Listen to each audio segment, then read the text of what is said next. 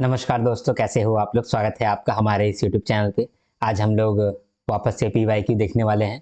तो 2021 का 2021 का आरबीआई ग्रेड बी का क्वांट्स पेपर को आज हम लोग सॉल्व करेंगे, डिस्कस भी करेंगे और सॉल्व भी करेंगे।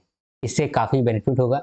इससे आपको मालूम चलेगा कि जब हम लोग सवाल देखते हैं तो फिर अप्रोच कैसे करते हैं, क्वेश्चन को सॉल्व कैसे करते हैं। ठीक है, कहाँ पर हम लोग फंसते हैं तो किस तरह से वहां से बाहर निकलते हैं, कौन सा क्वेश्चन स्किप कर देना चाहिए। ठीक है, तो हम लोग सब कुछ समझेंगे। बिना किसी देरी के स्टार्ट करते हैं। इससे पहले हम लोगों ने आरबीआई ग्रेड बी का 2024 का पेपर, 2023 का पेपर, 2022 का पेपर कर लिया है, ऑलरेडी कवर किया है। तो अगर वो वीडियो आपने नहीं देखा है तो आप जाकर के जरूर देखें।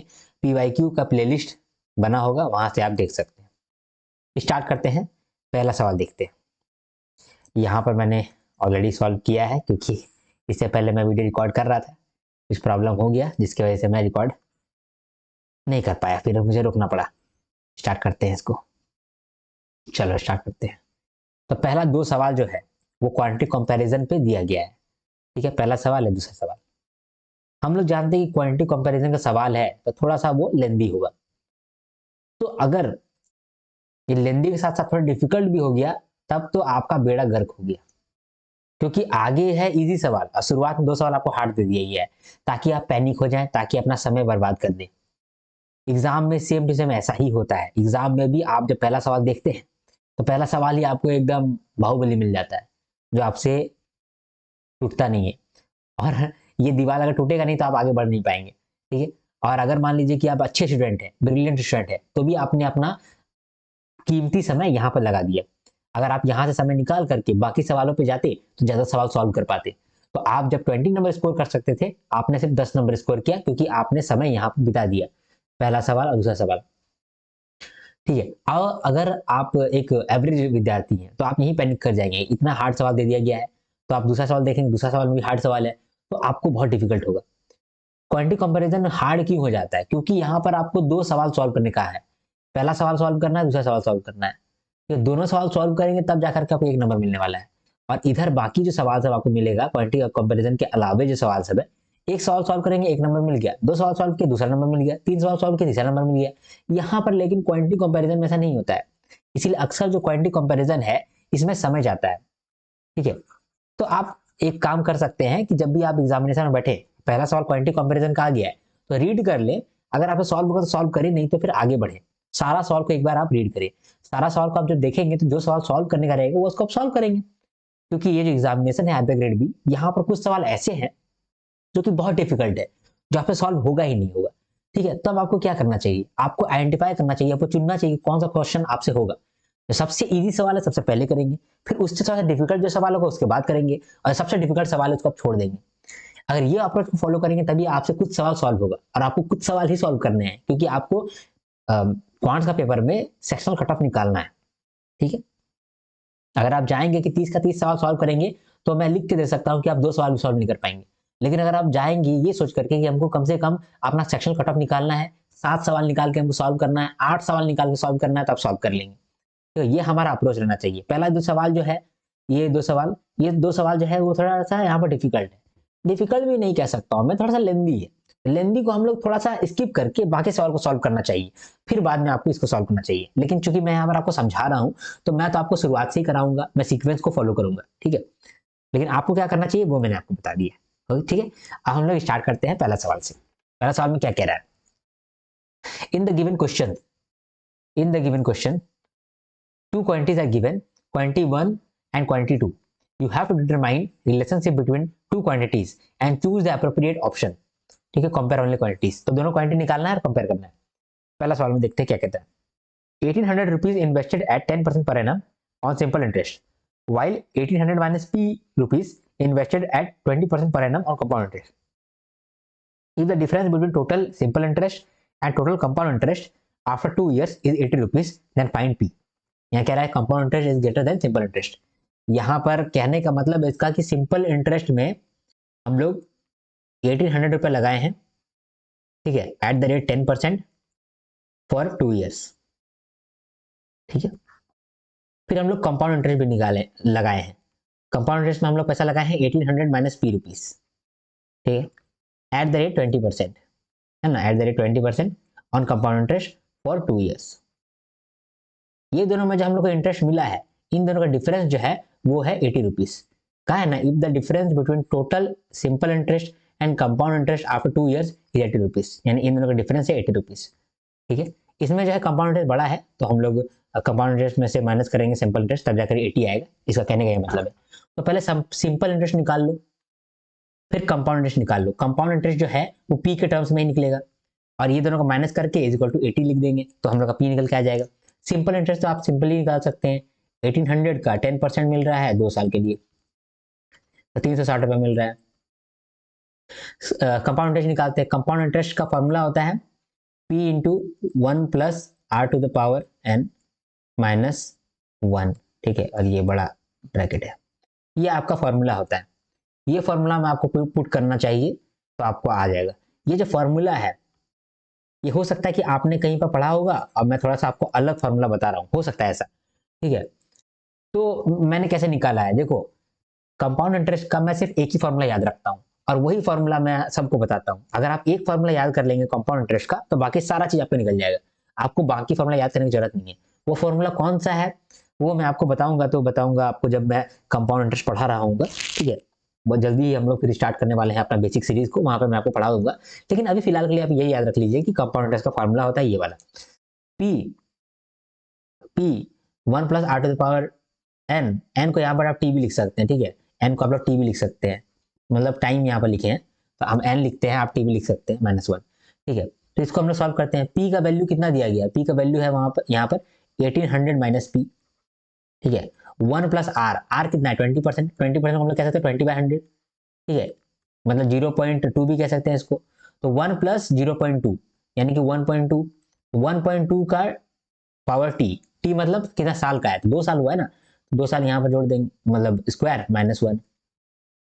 इसको अगर आप कर लेते हैं सॉल्व तो कितना आएगा, 1800 माइनस पी 1.44 माइनस 1, 12 का स्क्वायर 144 होता है ना, तो यहाँ पर 1.2 का स्क्वायर 1.44 आ गया। ठीक है, तो इसको अगर आप सॉल्व कर लेंगे तो आएगा आपका 1800 माइनस पी 0.44। ठीक है, तो अभी फिलहाल के लिए पी के टर्म्स में तो हम लोग को मिल गया है, हम लोग तो दिमाग नहीं लगाएंगे, पी के टर्म्स में हम लोग को मिल गया, कंपाउंड इंटरेस्ट मिल गया हम लोग को कंपाउंड इंटरेस्ट मिल गया, सिंपल इंटरेस्ट मिल गया है। ये दोनों का डिफरेंस बताते हैं 80 रुपीज है, कर देते हैं। तो 1800 माइनस पी 0.44, इसमें से माइनस कर देंगे 360 इज इक्वल टू कितना, 80 रुपीज दिया है। तो अगर यहाँ देखा जाए तो आएगा आपका 792 minus 0.44 P minus 360 is equal to 80। P solve करेंगे आप तो पी आपका निकलेगा 800। ठीक है, कैलकुलेशन आप कर लीजिएगा थोड़ा सा, पी आपका निकलेगा 800, तो क्वांटिटी 1 आपका निकल गया 800। ठीक है, समझ गए आप, इतना समझ गए। अब हम लोग क्वांटिटी 2 निकालेंगे, तो फिलहाल इसको हम लोग यहाँ पर हटा रहे हैं। ठीक है, या छोटा छोटा कर देते हैं, या हटा देते हैं, साफ लगेगा। चलिए, तो हम लोग का 800 निकला है। अब हम लोग देखते हैं क्वांटिटी 2। क्वांटिटी 2 में क्या कहता है, the marked price is 25% more than the selling price of the product. ठीक है, the profit earned on selling is also 25%। If the difference between profit and difference between cost price and marked price is 200, then find the cost price of the product. कह रहा है कि जब mark price 25% ज्यादा है selling price से, तो selling price मान लीजिए कि 100x होगा, तो मार्क प्राइस कितना होगा 125x। तो उससे जानने से पहले हम लोग ये जान लेते हैं कि जो मार्क प्राइस होता है उसमें जब आप लोग डिस्काउंट माइनस कर देते हैं तब आपका निकलता है सेलिंग प्राइस। क्योंकि आपने देखा होगा कि मान लीजिए एक फोन है, फोन का दाम है 10,000, 10,000 में हम लोग कुछ डिस्काउंट देते हैं तो बेच देते हैं, तो सेलिंग प्राइस कितना हुआ इसका 10,000 माइनस डिस्काउंट, है ना। तो मार्क प्राइस जितना मार्क किया हुआ है उसमें से डिस्काउंट लगा देते हैं, तो डिस्काउंट हटा देते हैं, तो मिलता है हम लोग को सेलिंग प्राइस। सेलिंग प्राइस जो है वो हमेशा प्रॉफिट में ही रहता है ना, कभी कभी प्रॉफिट कभी कभी लॉस, तो इसके अंदर प्रॉफिट छिपा हुआ है, उसके बाद फिर कॉस्ट प्राइस है, इतना तो हम लोग मालूम है। क्वेश्चन में क्या कहा है, mark price is 25% more then selling price of the product. अगर सेलिंग प्राइस जो है वो 100x है, ठीक है, तो मार्क प्राइस कितना होगा 125x। इसके बाद कहा है the profit earned on selling is also 25%। यानी प्रॉफिट कितना हुआ है, 25% प्रॉफिट हुआ है, 25% प्रॉफिट हुआ है। इसका मतलब ये देखिए कि अगर 25% का प्रॉफिट हुआ है तो ये जो सेलिंग प्राइस है वो 125% है कॉस्ट प्राइस का। तो देखिए अगर प्रॉफिट जो है वो 25% है तो इसका मतलब कि सेलिंग प्राइस में कॉस्ट प्राइस का 100% तो है ही, कॉस्ट प्राइस जितना है उतना है ही, और प्रॉफिट भी 25% है ना, प्रॉफिट भी 25% है। इसका मतलब कि जो सेलिंग प्राइस है ये 125 का वैल्यू है, सेलिंग प्राइस जो है 125 का वैल्यू है। तो अगर ये 100x 125 का वैल्यू है तो 25 का कितना वैल्यू होगा, वही निकलेगा आपका प्रॉफिट। आई होप समझ पाए आप। तो यहाँ पर अगर आप सॉल्व करेंगे तो यहाँ कट जाएगा 5 और यहाँ कट जाएगा 20, तो आ जाएगा आपका प्रॉफिट 20x। आई होप आप इतना समझ पाए, ठीक है। कहा गया हाँ, तो आपका प्रॉफिट निकल गया 20x। क्वेश्चन में कहा था if the difference between profit and the difference between cost price and mark price is 200। बोल रहा है कि कॉस्ट प्राइस और मार्क प्राइस का डिफरेंस और प्रॉफिट का डिफरेंस, मतलब यहाँ पर आप मार्क प्राइस और कॉस्ट प्राइस का डिफरेंस और किसका डिफरेंस, प्रॉफिट का डिफरेंस, इसका वैल्यू दिया गया है 200। मार्क प्राइस कितना है हम लोग का, mark price 125x। Cost price कितना होगा हम लोग का, कॉस्ट प्राइस होगा 80x। कैसे, क्योंकि सेलिंग प्राइस हम लोग का कितना है 100x, प्रॉफिट है 20x, तो कॉस्ट प्राइस होगा 80x, ठीक है।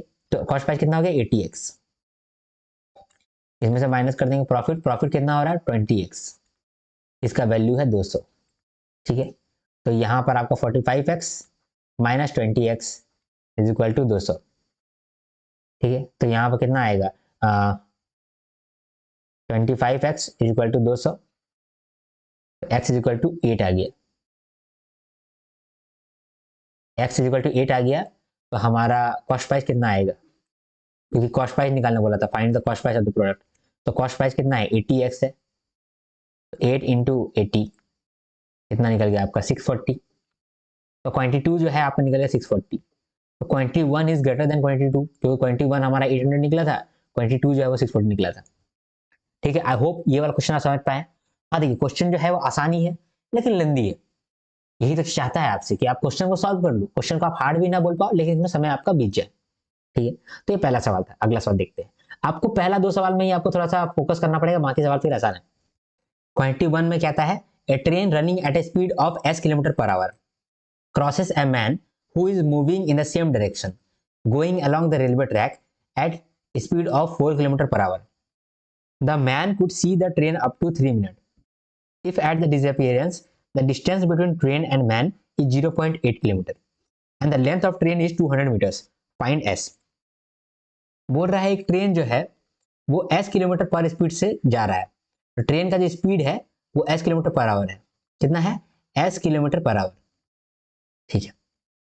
जो कि एक आदमी को मूव कर रहा है, ठीक है, एक आदमी को क्रॉस कर रहा है। तो एक आदमी को क्रॉस कर रहा है और एक आदमी भी वही डायरेक्शन में मूव कर रहा है। एक आदमी का जो स्पीड है वो है 4 किलोमीटर पर आवर। इसके बाद कह रहा है कि the man could see the train up to 3 minute.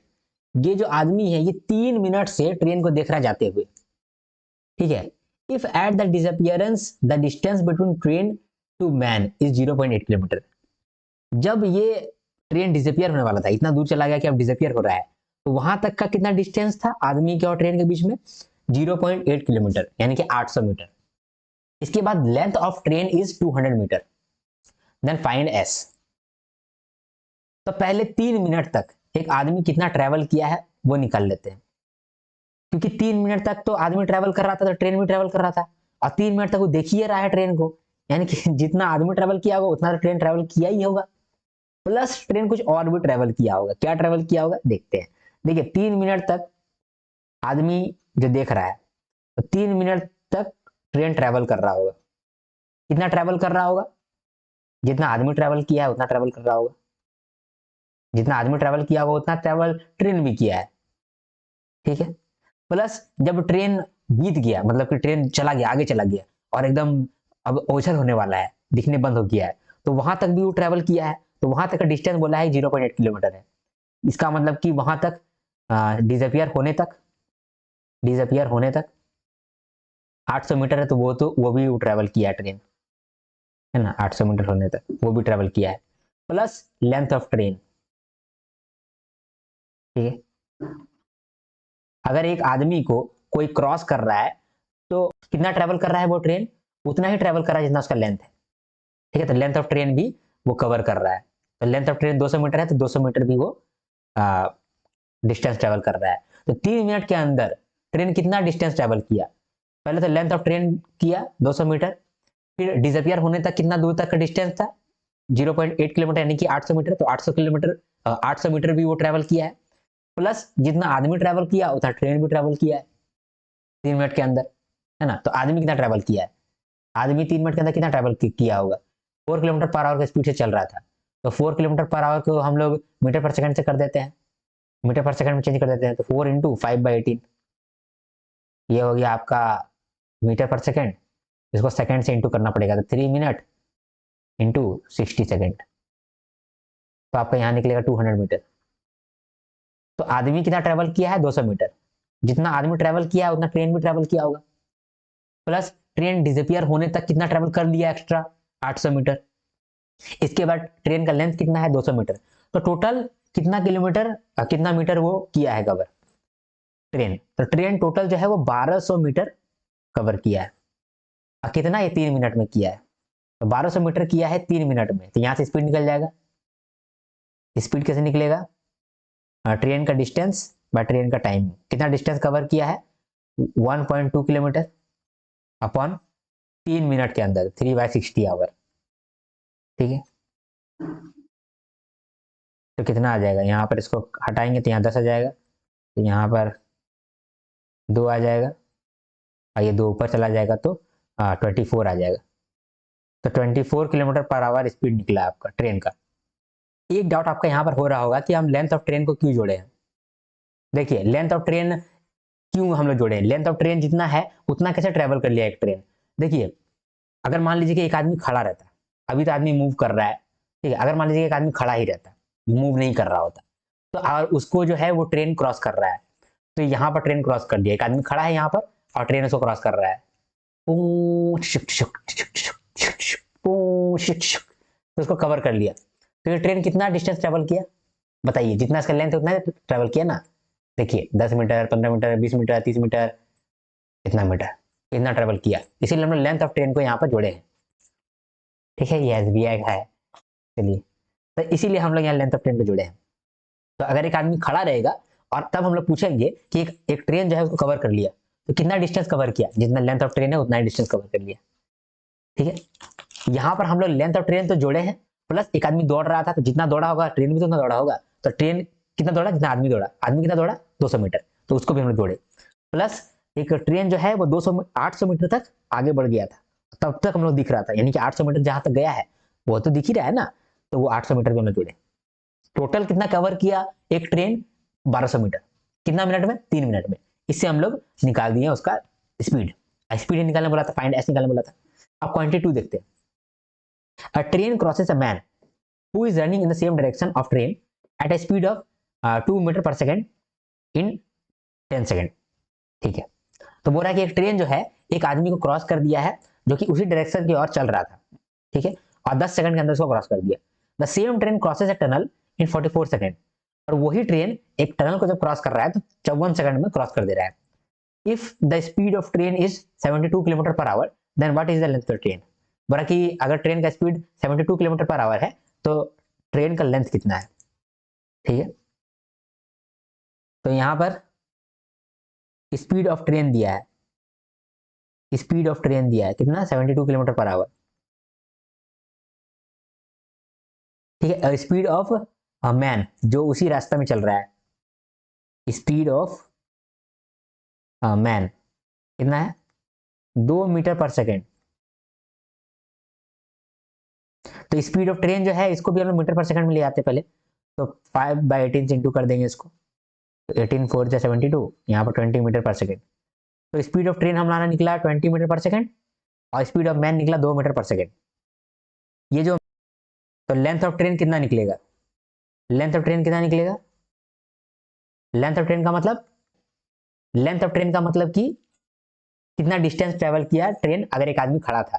लेकिन यहाँ पर एक आदमी चल रहा है, तो ठीक है एक आदमी चल रहा है तो जितना चल रहा है उतना माइनस कर देंगे, तो यहाँ पर हम लोग लेंथ ऑफ ट्रेन निकालेंगे। Length of train is equal to distance covered by train. Distance covered by train कितना होगा?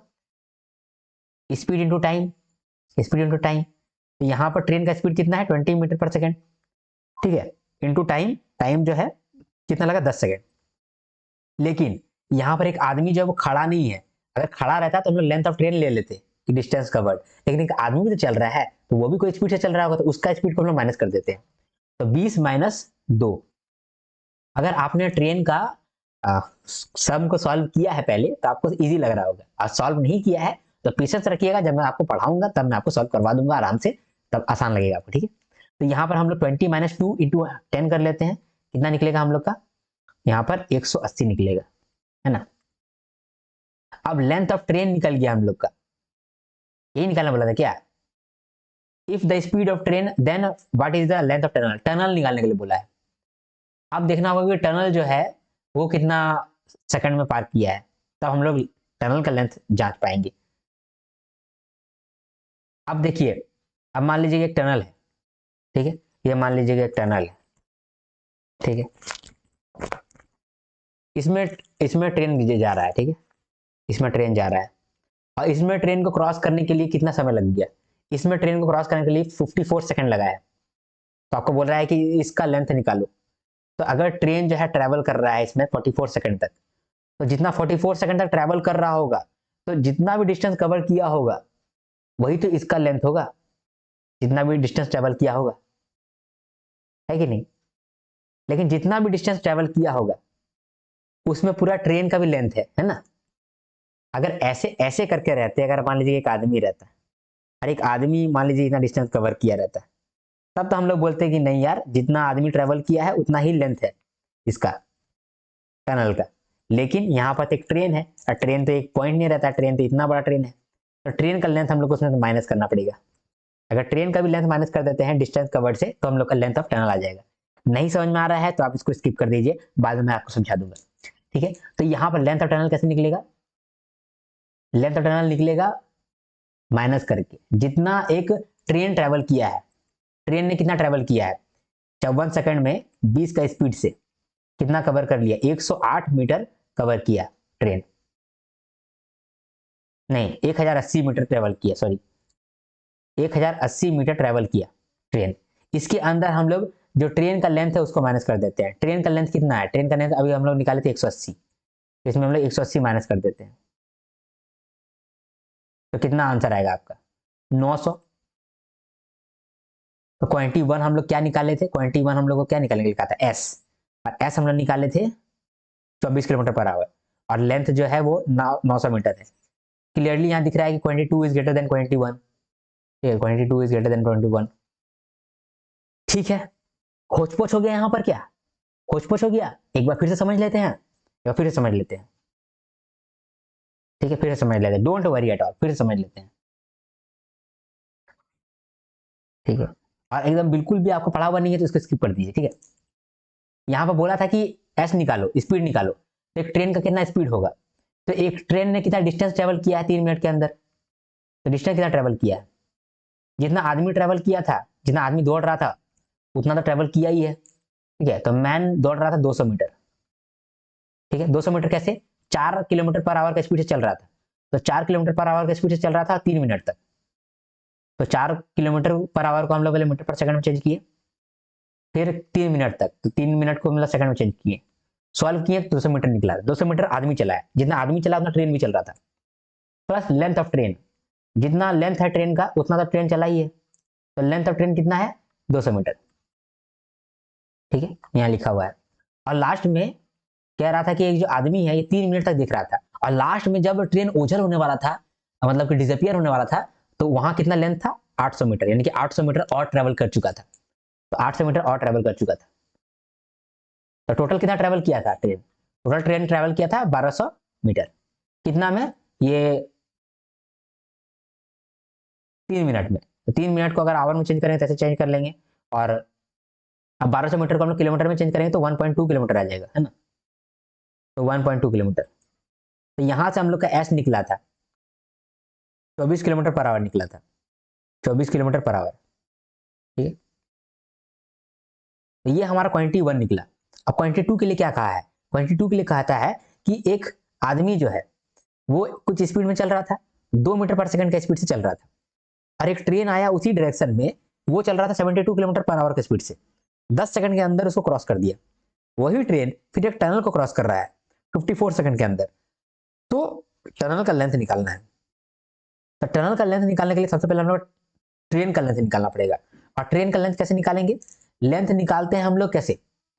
लेंथ निकलेगा जितना वो डिस्टेंस ट्रेवल किया है, ठीक है। डिस्टेंस का फॉर्मूला होता है स्पीड इनटू टाइम, ठीक है। तो कितना स्पीड है ट्रेन का? ट्रेन का स्पीड है 72 किलोमीटर पर आवर, ठीक है। तो इसको हम लोग मीटर पर सेकंड में चेंज कर लेते हैं। तो 72 को अगर हम लोग मीटर पर सेकंड में चेंज करेंगे 5/18 से गुना करके, तो 20 मीटर पर सेकंड आएगा, 20, ठीक है। तो हम लोगों ने 20 लिखा। इनटू टाइम, टाइम कितना? 10 सेकंड, ठीक है। लेकिन यहां पर जो हम लोग निकाल रहे हैं ये तब जाकर सही होता है जब एक आदमी खड़ा रहता है और ट्रेन क्रॉस कर रहा होता है, तब उतना ही डिस्टेंस ट्रेवल करता है जितना उसका लेंथ है। लेकिन यहाँ पर क्या है, आदमी भी मूव कर रहा है, तो आदमी का जो स्पीड है उसको माइनस करना पड़ेगा। स्पीड कितना है आदमी का? 2, ठीक है। तो यहाँ से आपको निकालेंगे जब, तो 180 निकलेगा लेंथ ऑफ ट्रेन, या फिर कहें डिस्टेंस कवर्ड बाय ट्रेन, ठीक है ना। तो ये आपका लेंथ आ गया। अब लेंथ ऑफ ट्रेन तो आ गया, लेंथ ऑफ टनल कैसे निकालेंगे? अब एक टनल तो सीधा सीधी रहता है, उसमें जो है ट्रेन क्रॉस कर रहा है, ठीक है। अब ट्रेन जो है कितना डिस्टेंस कवर किया होगा जब ये टनल को क्रॉस कर रहा होगा? तो 54 सेकंड में टनल को क्रॉस कर रहा है, और स्पीड है इसका 20 मीटर पर सेकंड। तो 20 मीटर पर सेकंड से ये अगर मान लीजिए 54 सेकंड तक क्रॉस किया है, तो 54 सेकंड में 20 मीटर पर सेकंड का स्पीड से कितना किलोमीटर ट्रेवल कर लिया है, कितना डिस्टेंस ट्रेवल कर लिया है? जितना डिस्टेंस ट्रेवल कर लिया होगा वही तो लेंथ होगा। तो कितना डिस्टेंस ट्रेवल कर लिया है? 1080 मीटर, यानी कि 10.8 किलोमीटर, है ना। तो 1080 मीटर ये कवर किया है, ठीक है, अच्छी बात है। लेकिन ये जो 1080 मीटर डिस्टेंस ट्रेवल किया है, इस डिस्टेंस के अंदर लेंथ ऑफ ट्रेन भी तो काउंट हो गया है। तो लेंथ ऑफ ट्रेन को हम लोग माइनस कर देंगे, यानी कि यहाँ पर 180 को माइनस कर देंगे, तो यहाँ पर आ जाएगा 900 मीटर। तो ये आपका क्वांटिटी 2 आ गया। तो क्वांटिटी 1 जो है वो 24 किलोमीटर पर आवर है, क्वांटिटी 2 जो है वो 900 मीटर है, ठीक है। तो यहाँ पर आपका आंसर हो जाएगा quantity 2 is greater then quantity 1। चलिए अब हम लोग रिज्यूम करते हैं। टेबल दिया हुआ है, टेबल को रीड करते हैं। The table given below shows 5 colleges in which there are 5 departments: arts, commerce, medical, science, and vocational. Also, table shows total received applications in the department and the percentage of cancelled applications and the ratio of male to female in approved application. यहाँ पर 5 department है: arts, commerce, medical, science और vocational. इन departments में बहुत सारा application receive होता है, ठीक है। ये जो एप्लीकेशन रिसीव होता है उनमें से कुछ अप्रूव हो जाता है और कुछ कैंसिल हो जाता है। तो परसेंटेज ऑफ कैंसल्ड एप्लीकेशन यहाँ पर दिया गया है कि कितना परसेंटेज कैंसिल हो जाता है, तो बाकी जितना परसेंटेज होगा वो अप्रूव हो जाता होगा। अब जितना परसेंटेज अप्रूव हुआ है उस अप्रूव के अंदर कितना मेल है कितना फीमेल है उसका रेशियो दिया है, ठीक। यहाँ पर मैंने आपको कहा है कि जब भी आपको कोई टेबल दिखेगा, यहाँ पर जहां पर भी आपको DI दिखे, तो वहां से आप जितना इंफॉर्मेशन निकाल सकते हैं पहले आप निकाल लीजिए, ठीक है। उसके बाद फिर आप क्वेश्चन को रीड करिए। यहाँ पर आप क्या ही निकाल सकेंगे? कुछ भी नहीं निकाल पा रहे हैं। अधिक से अधिक आप यही निकाल सकते हैं कि जितना कैंसल्ड एप्लीकेशन है उसको अगर देखा जाए तो अप्रूव्ड एप्लीकेशन कितना होगा। अगर 40% कैंसल्ड एप्लीकेशन है तो 60% अप्रूव्ड होगा, यही तो आप निकाल सकते हैं, ठीक है। या फिर मेडिकल में 35% कैंसल्ड है तो 65% अप्रूव होगा, 55% अगर कैंसल है तो 45% अप्रूव होगा, 60% अगर कैंसिल है तो बाकी का 40% अप्रूव होगा, करेक्ट। पहला क्वेश्चन रीड करते हैं, क्योंकि हम लोग इतना ही निकाल सकते थे और कोई इंफॉर्मेशन नहीं निकाल सकते थे, इसीलिए हम लोग सीधा क्वेश्चन में जंप किए। If the difference between the approved male applications and approved female applications in the arts department, कह रहा है कि आर्ट्स डिपार्टमेंट के अंदर जो अप्रूव्ड मेल एप्लीकेशन है और अप्रूव्ड फीमेल एप्लीकेशन है उसका डिफरेंस 200 है, उसका डिफरेंस 200 है।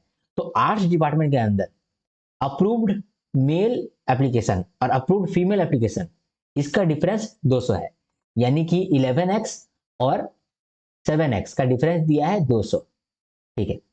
Find P is what percentage more than application received in vocational department. कह रहा है जो P है ये कितना परसेंटेज ज्यादा है 800 से वोकेशनल का एप्लीकेशन रिसीव्ड से, यही बोल रहा है। P is what percentage more than application received in vocational department. Vocational department के अंदर 800 है तो 800 से कितना ज्यादा है P, ये पूछ रहा क्वेश्चन। हम लोग को मालूम है कि 11x माइनस 7x 200 है, तो यहाँ से x निकलेगा। x कितना निकलेगा, यहाँ पर 50 निकलेगा x। अगर x 50 निकला तो आप टोटल निकाल लीजिए, टोटल अप्रूव कितना हुआ है, टोटल 18x अप्रूव किया हुआ है ना, 11x plus 7x, 18x approved होगा। 18x का वैल्यू आपका निकलेगा 18 इंटू 50, 900 निकलेगा। अभी जो 900 निकला ये तो अप्रूव्ड है, लेकिन हम लोग को तो p निकालना है, p का मतलब टोटल एप्लीकेशन रिसीव्ड। तो अगर 900 जो है ये 60% का वैल्यू है, 60% ही तो अप्रूव हुआ था, बाकी 40% तो कैंसिल हो गया था। अगर 900 60% का वैल्यू है तो 100% का वैल्यू क्या होगा, तो यहाँ से आपका निकलेगा 1500। तो p का वैल्यू आपका 1500 निकल गया, p का वैल्यू आपको 1500 निकल गया। अब बता दीजिए कि 800 से कितना ज्यादा है p, 1500 माइनस 800 अपॉन 800 इंटू 100। इसको सॉल्व करेंगे तो आपका आएगा 87.5%। ठीक है, अगला सवाल में क्या कहा है, if the difference between the approved male application and approved female application in science department is 234। कह रहा है कि साइंस डिपार्टमेंट के अंदर जो अप्रूव्ड मेल एप्लीकेशन है और अप्रूव्ड फीमेल एप्लीकेशन है, इसके बीच का डिफरेंस कितना है, 234। इसके बीच का डिफरेंस 234 है। ये कह दिया, यानी कि 43x माइनस 17x, इसका वैल्यू 234 दिया गया है। तो क्वेश्चन क्या बोला है, then find the sum of total application received in science, commerce and medical department together. यहाँ बोल रहा है कि साइंस में कितना एप्लीकेशन रिसीव हुआ है, साइंस में कितना एप्लीकेशन रिसीव हुआ है बता दो, कॉमर्स में कितना हुआ है बता दो, और मेडिकल में कितना हुआ है वो बता दो। ठीक है, तो हम लोग ये बताते हैं, लेकिन पहले इसको हम लोग पहले क्लियर कर लेते हैं, क्लियरिटी समझ में आएगा। तो 65 नंबर में क्या बोला है, 65 नंबर में बोला है कि 43x और 17x, 43x और 17x का डिफरेंस है 234, है ना। Difference between the approved male application and approved female application in science department 234। Then find the sum of total application received in science, commerce, medical department. यानी कि science, commerce and medical department. तो S तो निकालना पड़ेगा, क्योंकि यहाँ पर ये तीनों का सम बोला है, तो एस निकालना पड़ेगा। एस कैसे निकलेगा, यहाँ से निकल जाएगा, है ना। तो 43x माइनस 17x 234 है, तो यहाँ पर x कितना होगा, यहाँ पर x होगा आपका 9। अगर यहाँ पर x 9 है तो यहाँ पर टोटल अप्रूव्ड कितना होगा, टोटल अप्रूव्ड अगर 43x प्लस 16x 17x तो 60x होता है। टोटल अप्रूव्ड कितना है 60x, यानी कि 540, 540 लोग अप्रूव्ड है। ठीक है, तो ये जो 540 है ये 45% का वैल्यू है ना, 45% का वैल्यू है, क्योंकि 45% ही तो अप्रूव हुए थे, बाकी 55% जो है वो तो कैंसिल हो गए थे, 45% अप्रूव हुए थे। तो जो 540 है ये 45% का वैल्यू है, तो 100% का वैल्यू क्या होगा,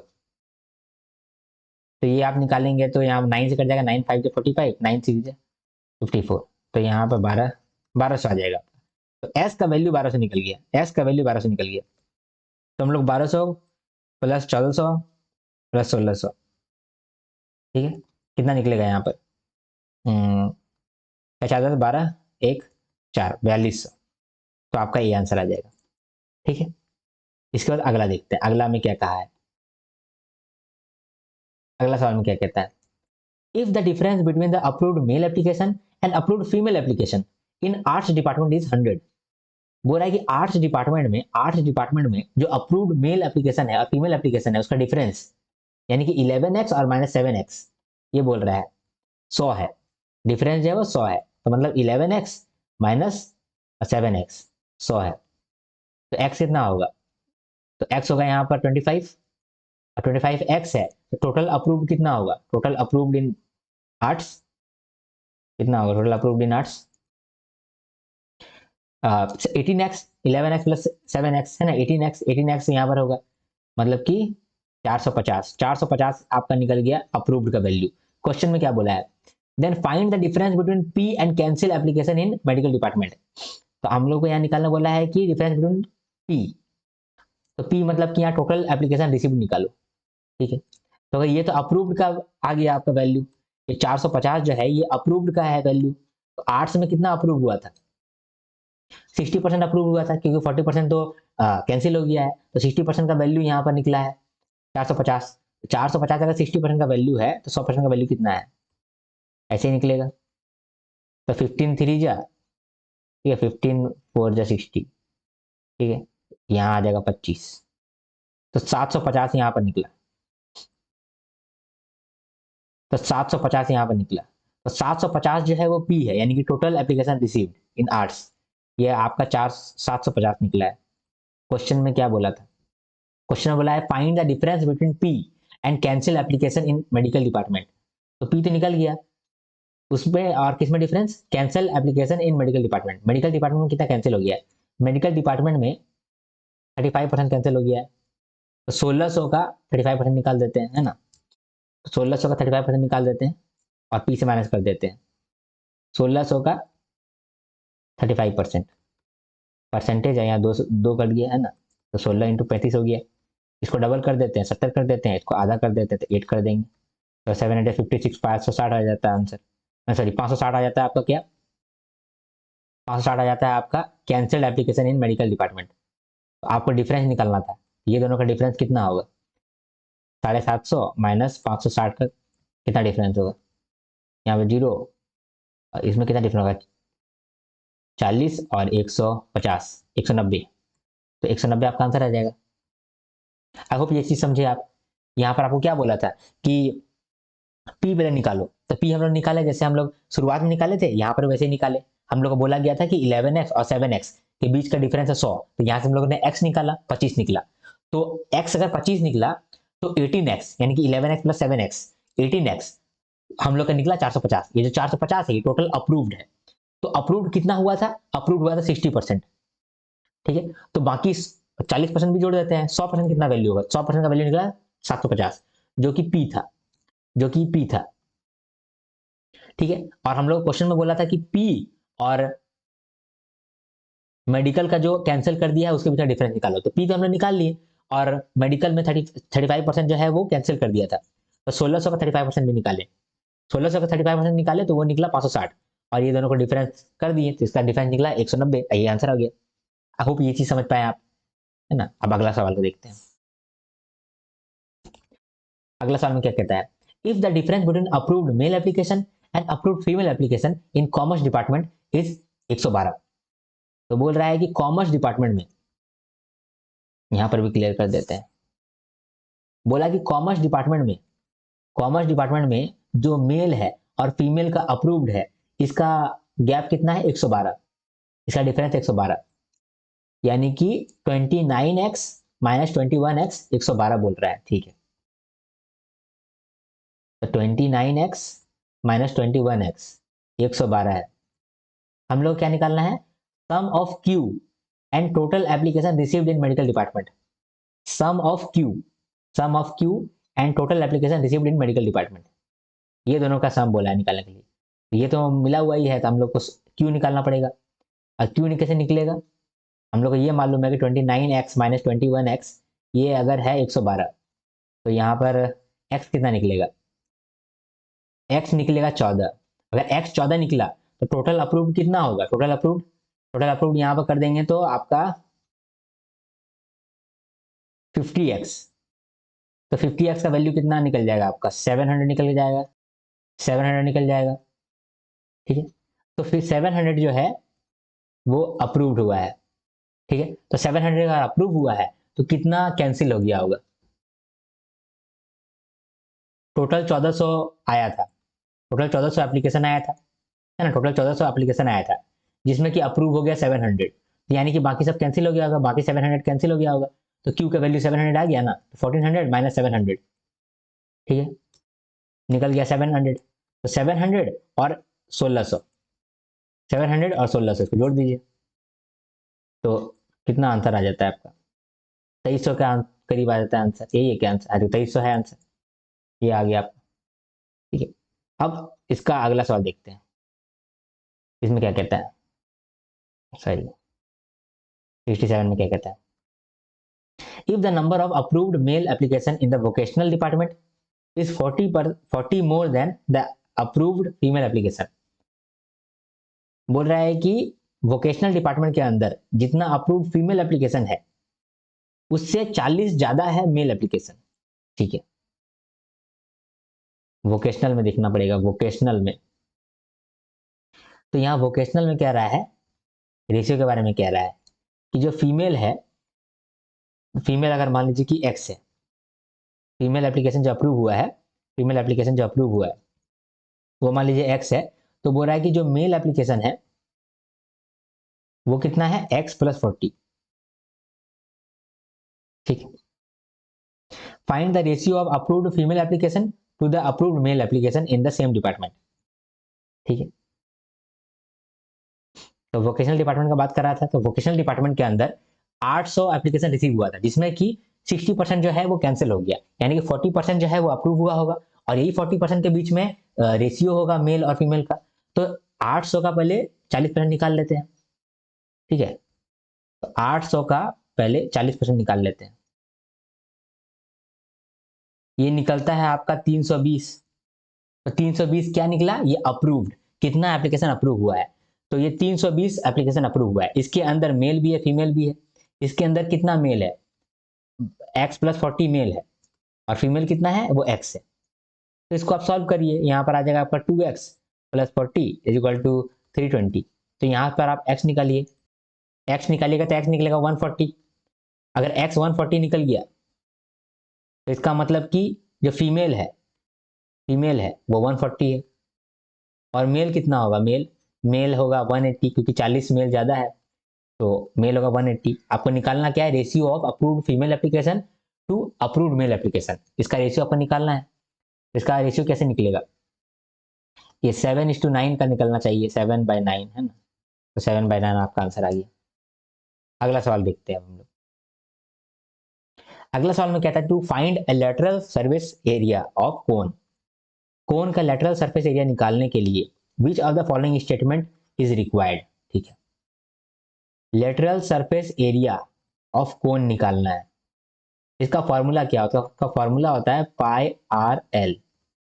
ठीक है, और एल होता है √h² प्लस आर स्क्वायर। कोन का जो हाइट होता है उसको h बोलते हैं, और कोन का जो रेडियस होता है उसको बोलते हैं r।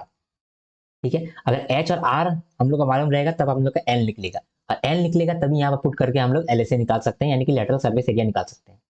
ठीक है, तो कौन कौन सा स्टेटमेंट यहाँ पर जरूरत है नहीं है वो हम लोग बताना है। पहला स्टेटमेंट में क्या कहता है, height of the cone is 12 centimetre, यानी कि h 12 सेंटीमीटर दिया गया है। चलो, सिर्फ फर्स्ट स्टेटमेंट से तो होगा नहीं, क्योंकि हम लोगों को L चाहिए, और L तो हम लोग का H से सिर्फ नहीं मिलेगा, R भी चाहिए इसके लिए। अगला स्टेटमेंट में क्या कहता है,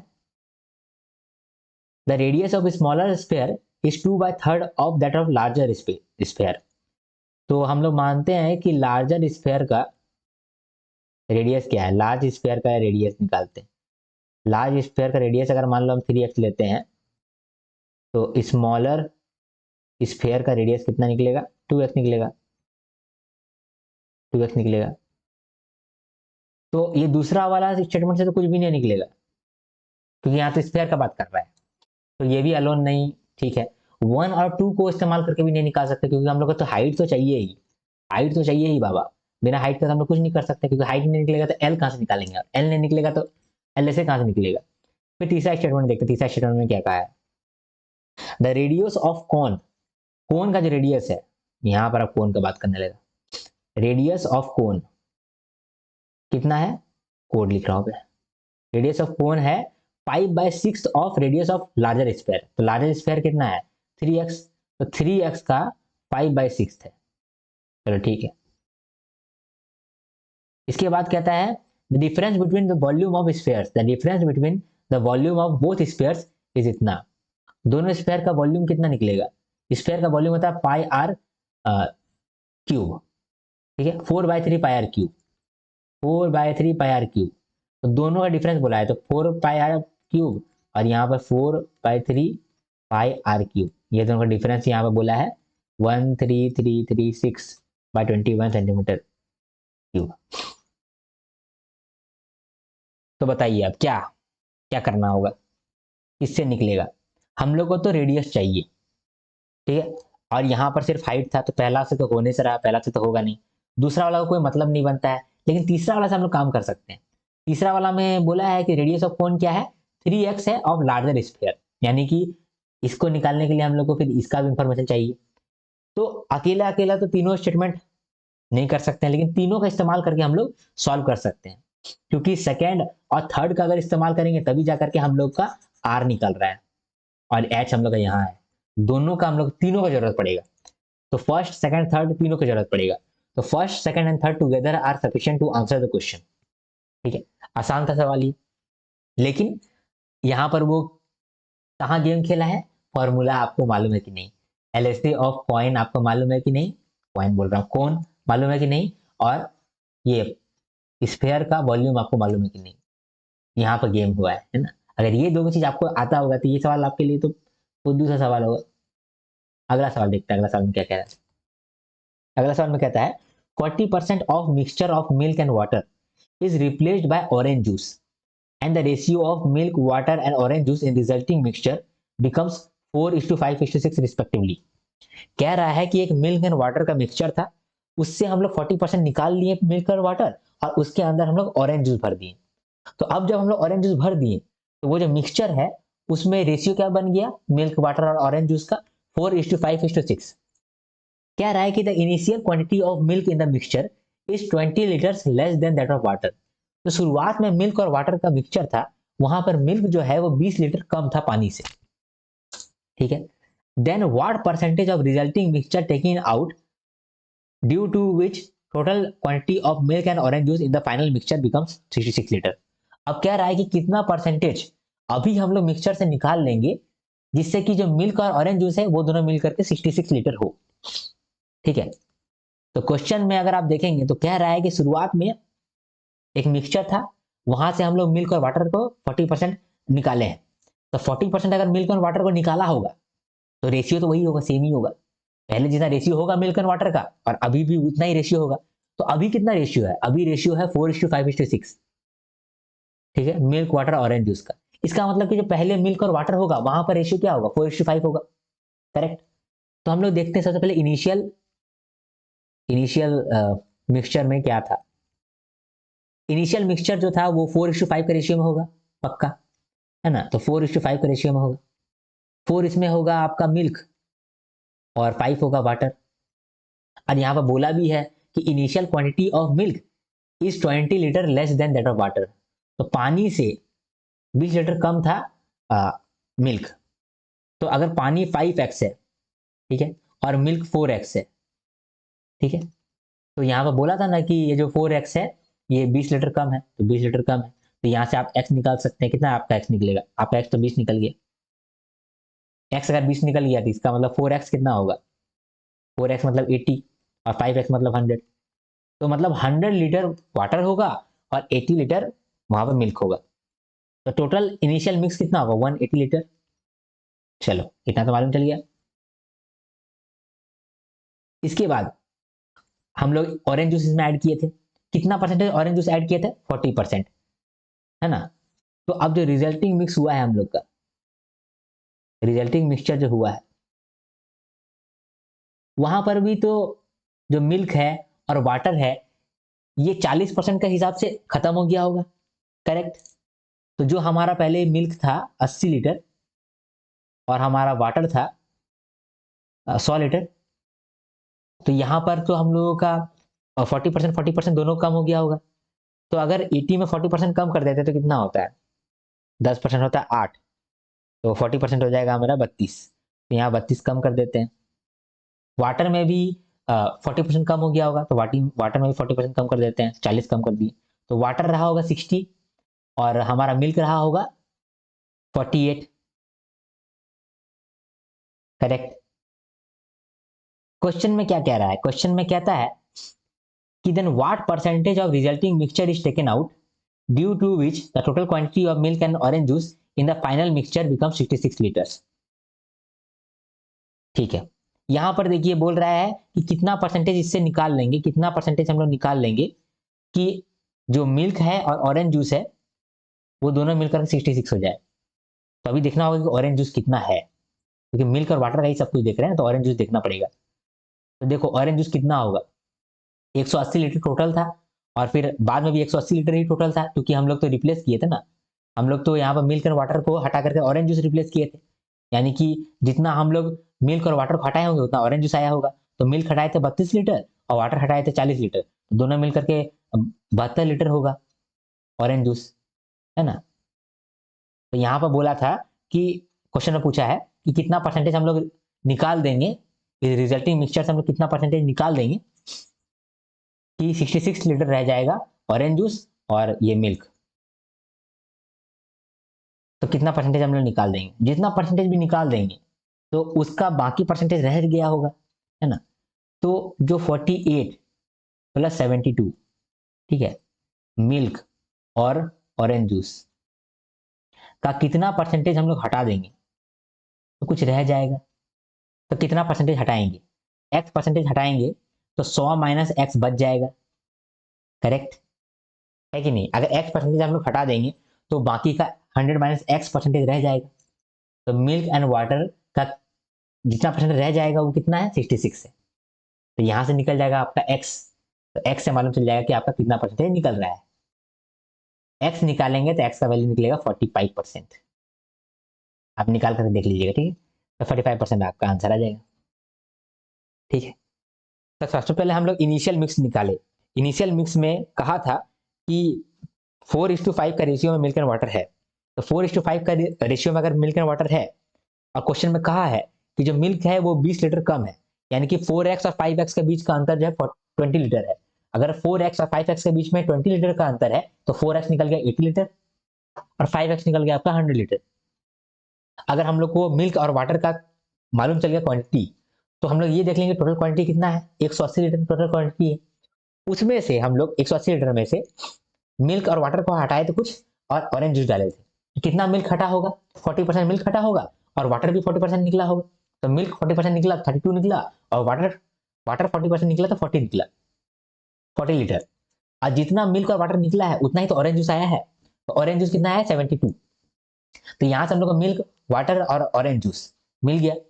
हम लोग को पूछा था कि कितना परसेंटेज हम लोग यहाँ पर मिक्सचर से हटा दें कि मिल्क और ऑरेंज जूस 66 रहे, 66 लीटर रहे। तो हम लोग बोले कि ये जो भी हमारा मिक्सचर है, ठीक है, इसका कुछ परसेंटेज हम लोग निकाल देंगे, तो जो रह जाएगा जितना परसेंटेज वही तो 66 के बराबर होगा।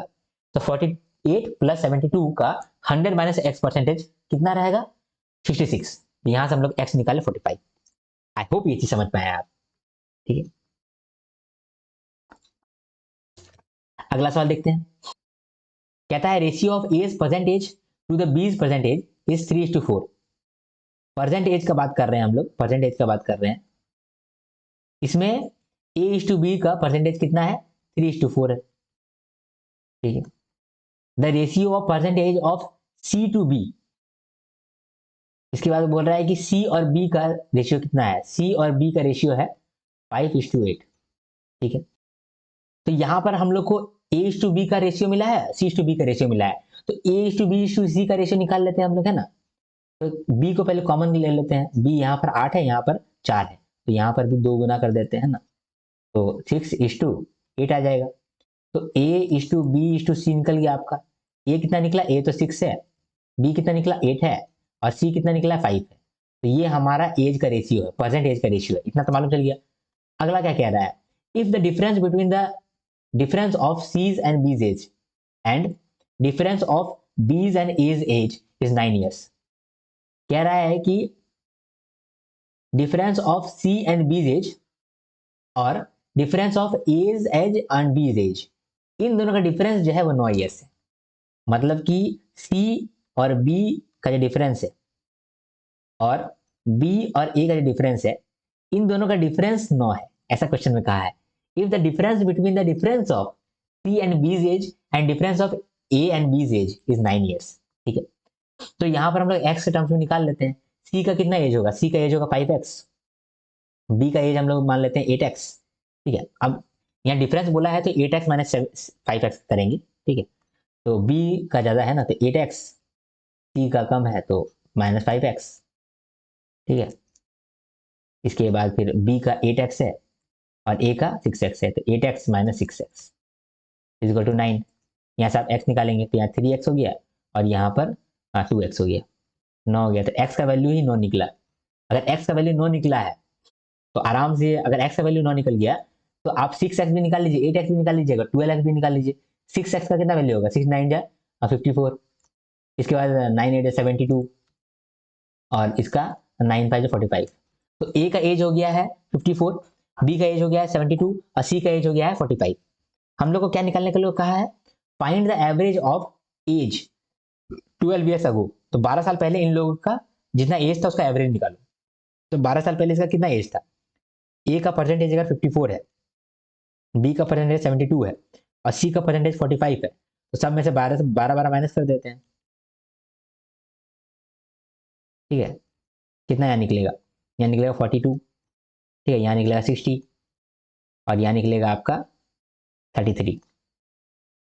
टोटल करेंगे तो 135 आ जाएगा, इसका आप एवरेज करेंगे तो 135/3, आंसर आ जाएगा 45 ईयर्स। तो 45 ईयर्स आप टिक कर देंगे। ये सवाल भी आपका डन हो गया। अब हम लोग अगला सवाल देखते हैं। आई होप आपको समझ में आ रहा है। ठीक है, मेरे लिए भी चूंकि ये न्यू है तो इसीलिए मुझे समझ में नहीं आता कि मैं सही जा रहा हूँ नहीं जा रहा हूँ, तो आप बता सकते हो मुझे। ठीक है, तो मैं अपने आप को इम्प्रूव करूंगा। A bag contains 50 balls in which there are 20 white balls and some red balls and yellow balls.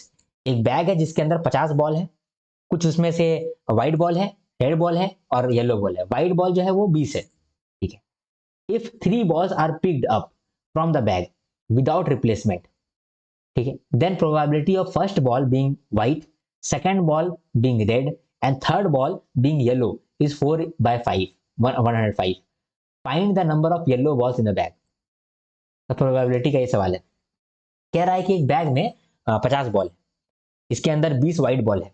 तो ठीक है, व्हाइट बॉल कितना है, व्हाइट बॉल है 20, बाकी रेड बॉल कितना होगा, रेड बॉल अगर मान लेते हैं x, तो हमारा येलो बॉल कितना होगा, total ball minus 20 minus x, है ना, तो मतलब 30 माइनस x होगा येलो बॉल। हम लोग को बोला है कि if 3 balls are picked up from the bag without replacement, यानी कि एक बार हम लोग बॉल निकाल रहे हैं, फिर ये बॉल को तो रहने दे रहे हैं, फिर वापस एक बॉल निकाल रहे हैं। ठीक है, इस तरह से हम लोग तीनों बॉल निकाल रहे हैं। तो प्रोबेबिलिटी बताओ, जो प्रोबेबिलिटी, तो probability of first ball being white, second ball being red and third ball being yellow is 4/105। तो इसका प्रोबेबिलिटी निकालना होगा। पहला बॉल जो है व्हाइट निकले, इसका क्या प्रोबेबिलिटी है, 20/50, करेक्ट, क्योंकि 20 व्हाइट बॉल है और टोटल बॉल 50 है, तो 50 के अंदर 20 बार में हम लोग निकाल सकते हैं, है ना। तो 20/50 निकलेगा आपका probability of first ball being white. इसके बाद हम लोग सेकंड बॉल निकाल रहे हैं, तो सेकंड बॉल जो निकाल रहे हैं तो पहला बॉल को तो बाहर रख लिए हैं, तो बच गया कितना, 49 बॉल्स। तो 49 बॉल्स के अंदर रेड बॉल कितना हम लोग चूज कर सकते हैं, है ना। तो 49 के अंदर रेड बॉल हम चुन रहे हैं, यानी कि एक्स। ठीक है, इसके बाद थर्ड बॉल जो है येलो होना चाहिए, यानी कि अब टोटल कितना बॉल बचा है, 48 बॉल बचा है। ठीक है, इसके अंदर येलो, येलो कितना 30 माइनस एक्स। ठीक है, इसका वैल्यू दिया है 4/105। आपको वैल्यू ऑफ येलो बॉल्स निकालना है, यानी कि आपको 30/-x निकालना है। तो पहले आप x निकालेंगे तो 30 - x भी निकल जाएगा। इसको अगर आप सॉल्व करेंगे ना तो आपको एक क्वाड्रेटिक इक्वेशन मिलेगा, x² माइनस 30x प्लस 224। इसको जब आप सॉल्व करेंगे तो आपका दो रूट निकलेगा, एक निकलेगा आपका 14 और एक निकलेगा आपका 16। ठीक है, तो दो वैल्यूज निकल गया x का, तो 30 - x का भी दो वैल्यू निकलेगा। अगर 14 वैल्यू को लेते हैं तो x माइनस, तो 30 - x का कितना वैल्यू निकलेगा, 16। और अगर हम लोग x इक्वल टू 16 ही लेते हैं तब जाकर के हमारा 30 - x क्या निकलेगा, 14। तो आपका आंसर या तो 16 आएगा या तो 14 आएगा। तो येलो कितना है, या तो 16 होगा या तो 14 होगा। ठीक है, या तो 16 होगा या तो 14 होगा। तो इधर ए एंड डी आपका आंसर हो गया। आई होप ये भी आप समझ पाए। अब हम लोग अगला सवाल की और मूव करेंगे। ठीक है, चलिए रिज्यूम करते हैं, रीड करते हैं। ए सम becomes 16 times when compounded half yearly for 2 years and it becomes 27 times in x years when compounded annually. Find the difference between compound interest and simple interest received when rupees 15,000 is invested in x years for 10% per annum. मतलब कह रहा है कि एक amount है वो amount जो है वो 16 टाइम्स हो जाता है अगर हम लोग हाफ ईयरली कंपाउंड कर रहे हो 2 सालों तक, ठीक है। वही अमाउंट 27 टाइम्स बन जाता है इन एक्स ईयर्स, 27 टाइम्स बन जाता है इन एक्स ईयर्स जब कंपाउंड एनुअली कर रहे हो। तो अगर कंपाउंड हम लोग एनुअली कर रहे होंगे तो वही अमाउंट बन जाएगा हमारा एक्स ईयर्स के अंदर 27p, ठीक है, 27 गुना। तो हम लोग को निकालना है कि अगर एक्स सालों तक ही, अगर एक्स ईयर्स तक हम लोग 15,000 रुपया लगा रहे हैं 10% का इंटरेस्ट पे, ठीक है, 15,000 is invested for X years at 10% per annum, तो उस केस में कंपाउंड इंटरेस्ट और सिंपल इंटरेस्ट का डिफरेंस क्या है, ये आपसे क्वेश्चन में पूछा है। तो this is the questions and this is the given information, ठीक है। ये आपको क्लियर हो गया गिवन इंफॉर्मेशन क्या है और क्वेश्चन क्या है। चलिए अब हम लोग इसको समझते हैं।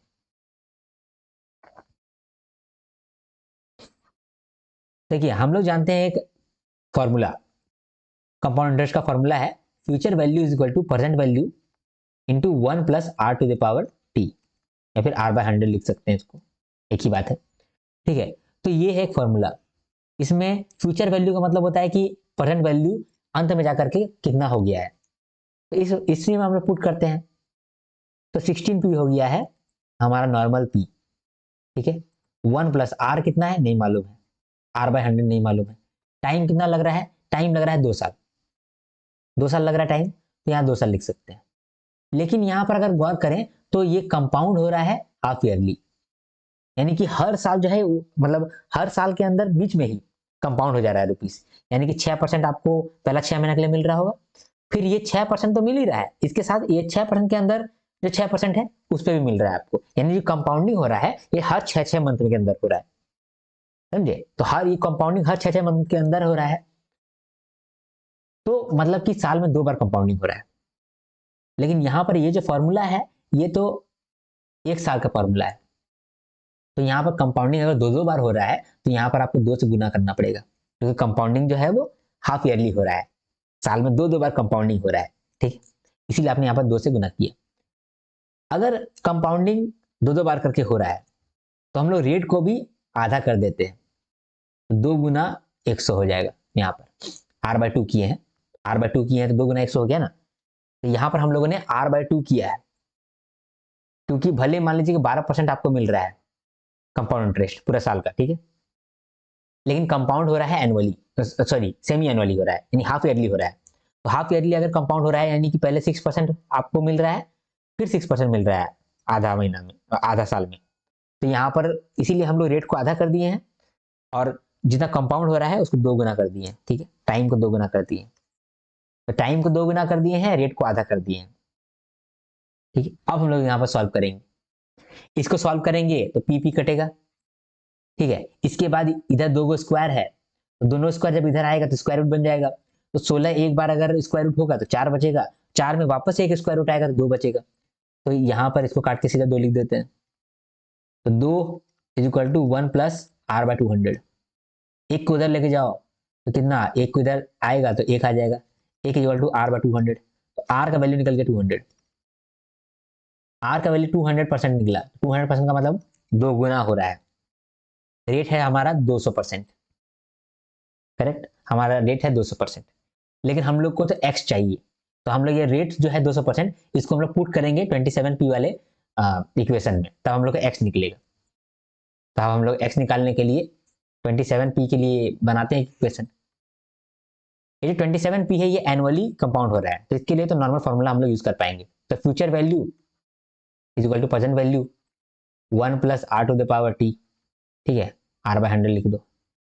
तो प्रेजेंट वैल्यू कितना है, प्रेजेंट वैल्यू है हमारा p और फ्यूचर वैल्यू 27p, ठीक है। 1 प्लस आर का वैल्यू हम लोग को 200 मिल गया है, तो 200/100, टाइम जो है कितना है x ईयर से, चलो ठीक है x ईयर से। तो यहाँ पर भी पी कट गया, 27 इज इक्वल टू 1 प्लस 2 का पावर x, तो 27 इज इक्वल टू 3 का पावर x। तो यहाँ पर 3 का क्यूब है और यहाँ 3 टू द पावर x है, तो x का वैल्यू 3 निकल के आ गया, ठीक है, दिख रहा है आपको ना, x का वैल्यू 3 निकल के आ गया यहाँ पर, क्योंकि 27 क्या है 3 का पावर 3 है, 3 का पावर 3 इज इक्वल टू 3 का पावर x, तो x इज इक्वल टू 3 निकल के आ गया। तो हमारा x ईयर्स जो है वो 3 निकल के आ गया। बहुत बड़ा बात ही है, x इक्वल टू 3 ईयर्स निकल के आ गया। जब x इक्वल टू 3 ईयर्स निकल के आ गया तब हम लोग आराम से निकाल सकते हैं। क्या निकाल सकते हैं कि 3 ईयर्स में 10% पर एनम के हिसाब से कंपाउंड इंटरेस्ट और सिंपल इंटरेस्ट कितना निकलेगा और उसका डिफरेंस कितना निकलेगा। ठीक है, तो ये याद रखिएगा कि x हमारा निकला 3 ईयर्स, इसको डिलीट कर देते हैं। ठीक है, तो x हमारा निकला 3 ईयर्स, हम लोग को दिया गया है 10% का रेट, और हम लोग को निकालना है SI और CI का डिफरेंस। ठीक है, तो 10% जो है 3 साल में कितना SI बनेगा, 10% करके 3 साल में 30% मिलेगा हम लोग को, 30% SI हो जाएगा। और कंपाउंड इंटरेस्ट देखा जाए, कंपाउंड इंटरेस्ट में पहला साल आपको 10% मिल जाएगा, अगले साल 10% तो मिलेगा, जो बाकी 10% है उसका भी 10% मिलेगा, तो 10 का 10% होता है 1%, यानी कि सेकंड साल आपको 11% मिलेगा। अब तीसरा साल कितना मिलेगा, 11% तो मिलेगा ही, लेकिन अब 11% का 10% और मिलेगा, यानी कि 1.1% और यहाँ पर ऐड होगा, यानी कि यहाँ पर 12.1% हो गया। तीनों साल का अगर जोड़ कर देखा जाए तो आपका 33.1% आ जाता है। तो ऐसा ही अगर आप 3 साल तक रखते हैं तो 30% मिलता है आपको, और CI अगर रहता है 3 साल 33.1% रहता है। ठीक है, तो इसका डिफरेंस कितना निकला, इसका डिफरेंस निकला 3.1%। तो 3.1% डिफरेंस है ऑफ कितना, 15,000, 465 आएगा आपका आंसर, तो आंसर बी आ जाएगा। आई होप ये चीज समझ पाए आप। ठीक है,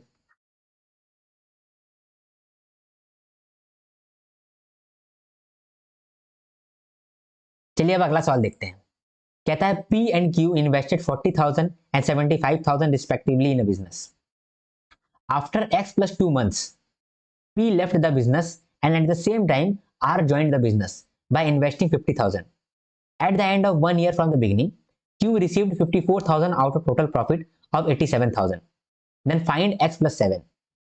कह रहा है कि P और Q जो है वो 40,000 और 45,000 सॉरी 75,000 रुपए लेकर के आया था बिजनेस के अंदर, और P जो है वो X plus 2 मंथ के बाद छोड़ दिया। ठीक है, और जब वो छोड़ा उसी समय R आ गया। R कितना रुपए लेकर आया, 50,000 लेकर के आया।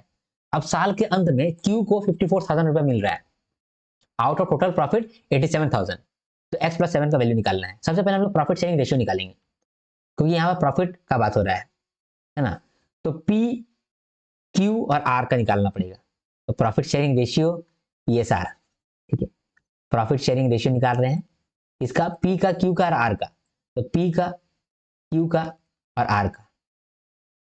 P ने 40,000 रुपए लगाया था, 40,000 रुपए लगाया था P ने, कितना मंथ के लिए, X प्लस 2 मंथ के लिए।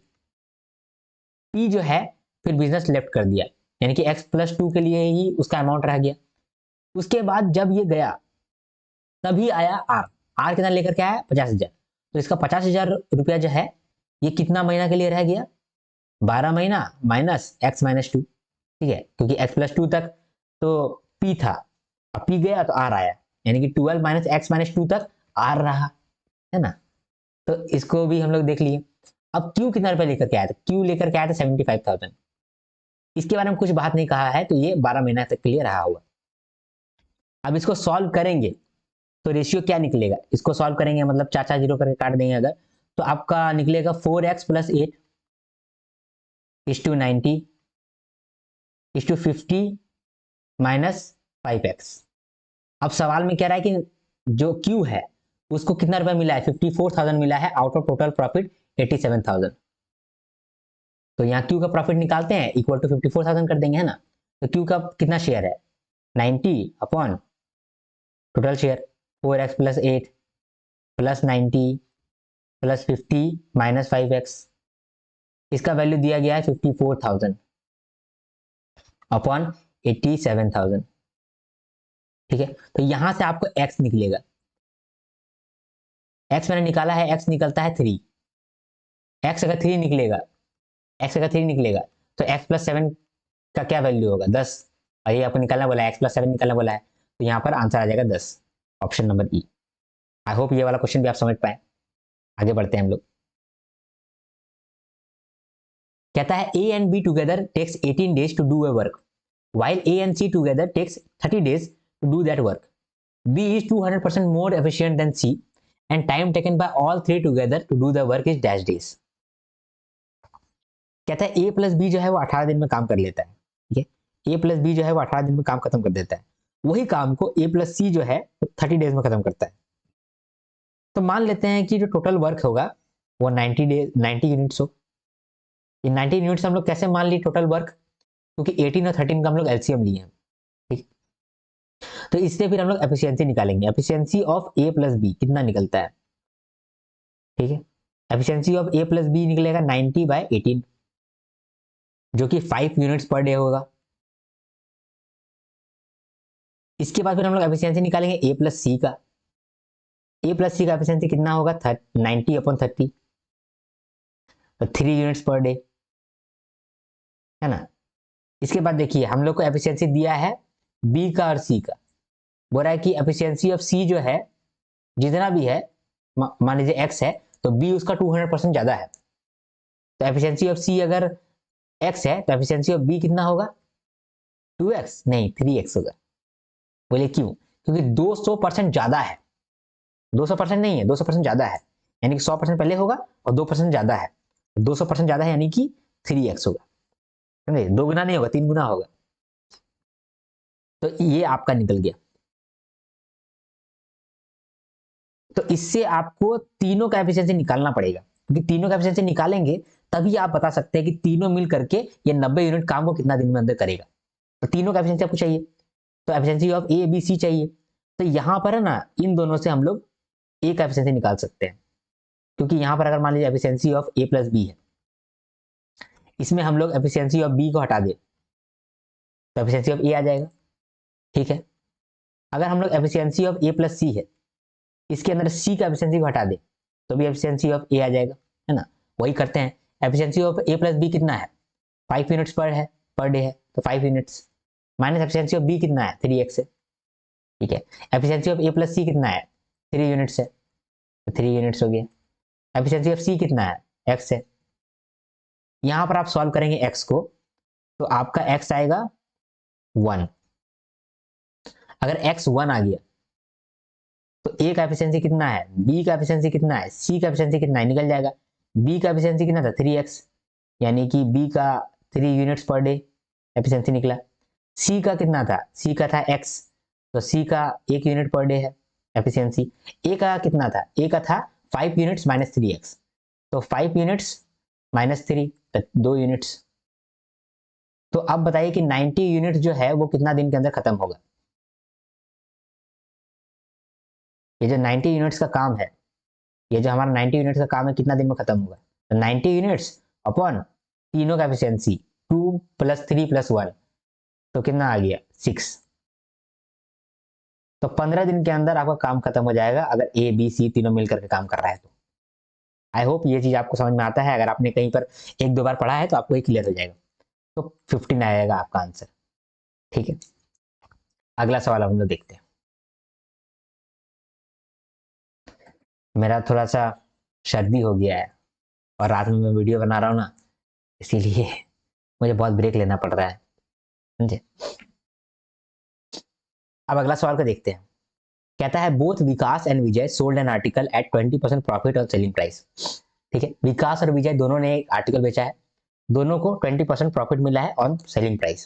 सेलिंग प्राइस पे है, याद रखिएगा। अक्सर जो होता है प्रॉफिट वो कॉस्ट प्राइस पे होता है, लेकिन यहाँ पर कहा है कि profit on selling price. Average of cost price of article for Vikas and Vijay is 700। विकास का जो आर्टिकल है उसका कॉस्ट प्राइस और विजय का जो आर्टिकल है उसका कॉस्ट प्राइस, ये दोनों का एवरेज जो है वो 700 है। Profit earn by Vikas is 50 rupees less than the profit earn by Vijay. Vijay ने जितना प्रॉफिट कमाया है उससे 50 रुपया कम कमाया है विकास ने प्रॉफिट, ठीक है। तो what is the average of selling price of article for Vikas and Vijay. मान लीजिए कि यहाँ पर विकास का बात करते हैं और यहाँ पर विजय का बात करते हैं। तो विकास का मान लीजिए कि सेलिंग प्राइस जो है वो 100x है और विजय का जो सेलिंग प्राइस है वो 100y है। विकास का प्रॉफिट 20% हुआ है ऑन सेलिंग प्राइस, यानी कि 20x।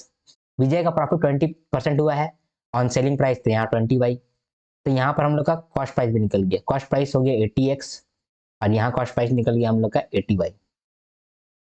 क्वेश्चन में कहा था average of cost price of article for Vikas and Vijay is 700, यानी कि जो दोनों का कॉस्ट प्राइस है उसका एवरेज दिया है 700, यानी कि 80x plus 80y is equal to 1400। चलो ये एक इंफॉर्मेशन कहा था। दूसरा इंफॉर्मेशन क्या कहा है, profit earn by Vikas is 50 rupees less than the profit earn by Vijay.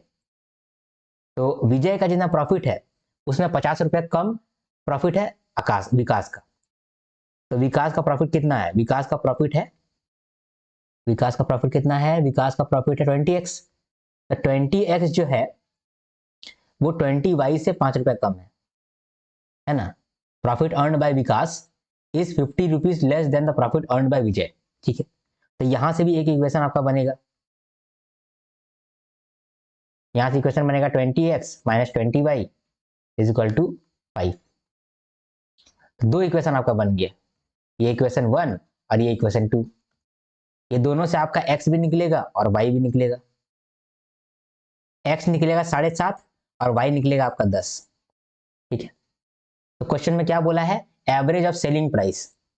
Selling price 100x और 100y है, तो यहाँ पर 100x निकाल लीजिए। ठीक है, यहाँ 100y निकाल लीजिए। तो ये दोनों का एवरेज निकालना है, तो एवरेज निकाल देंगे। तो 1750 बाई 2 875 आ जाएगा आंसर। तो 875 देखिए और टिक मार दीजिए। बहुत डिफिकल्ट तो नहीं था ये सवाल, तो और आसान था। अगला सवाल को देखते हैं हम लोग।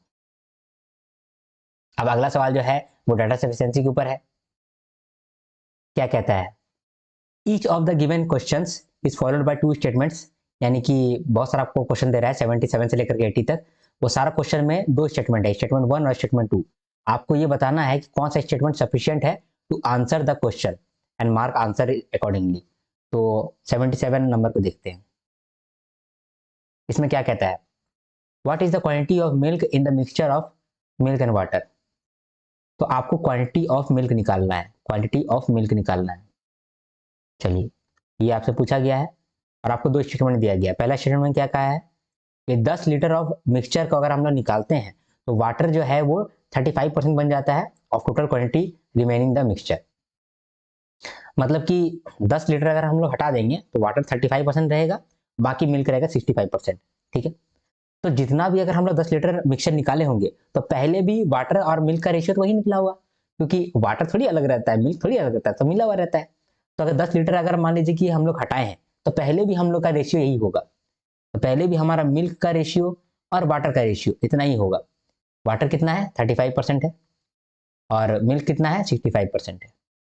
ठीक है, ये तो स्टेटमेंट 1 में कहा है।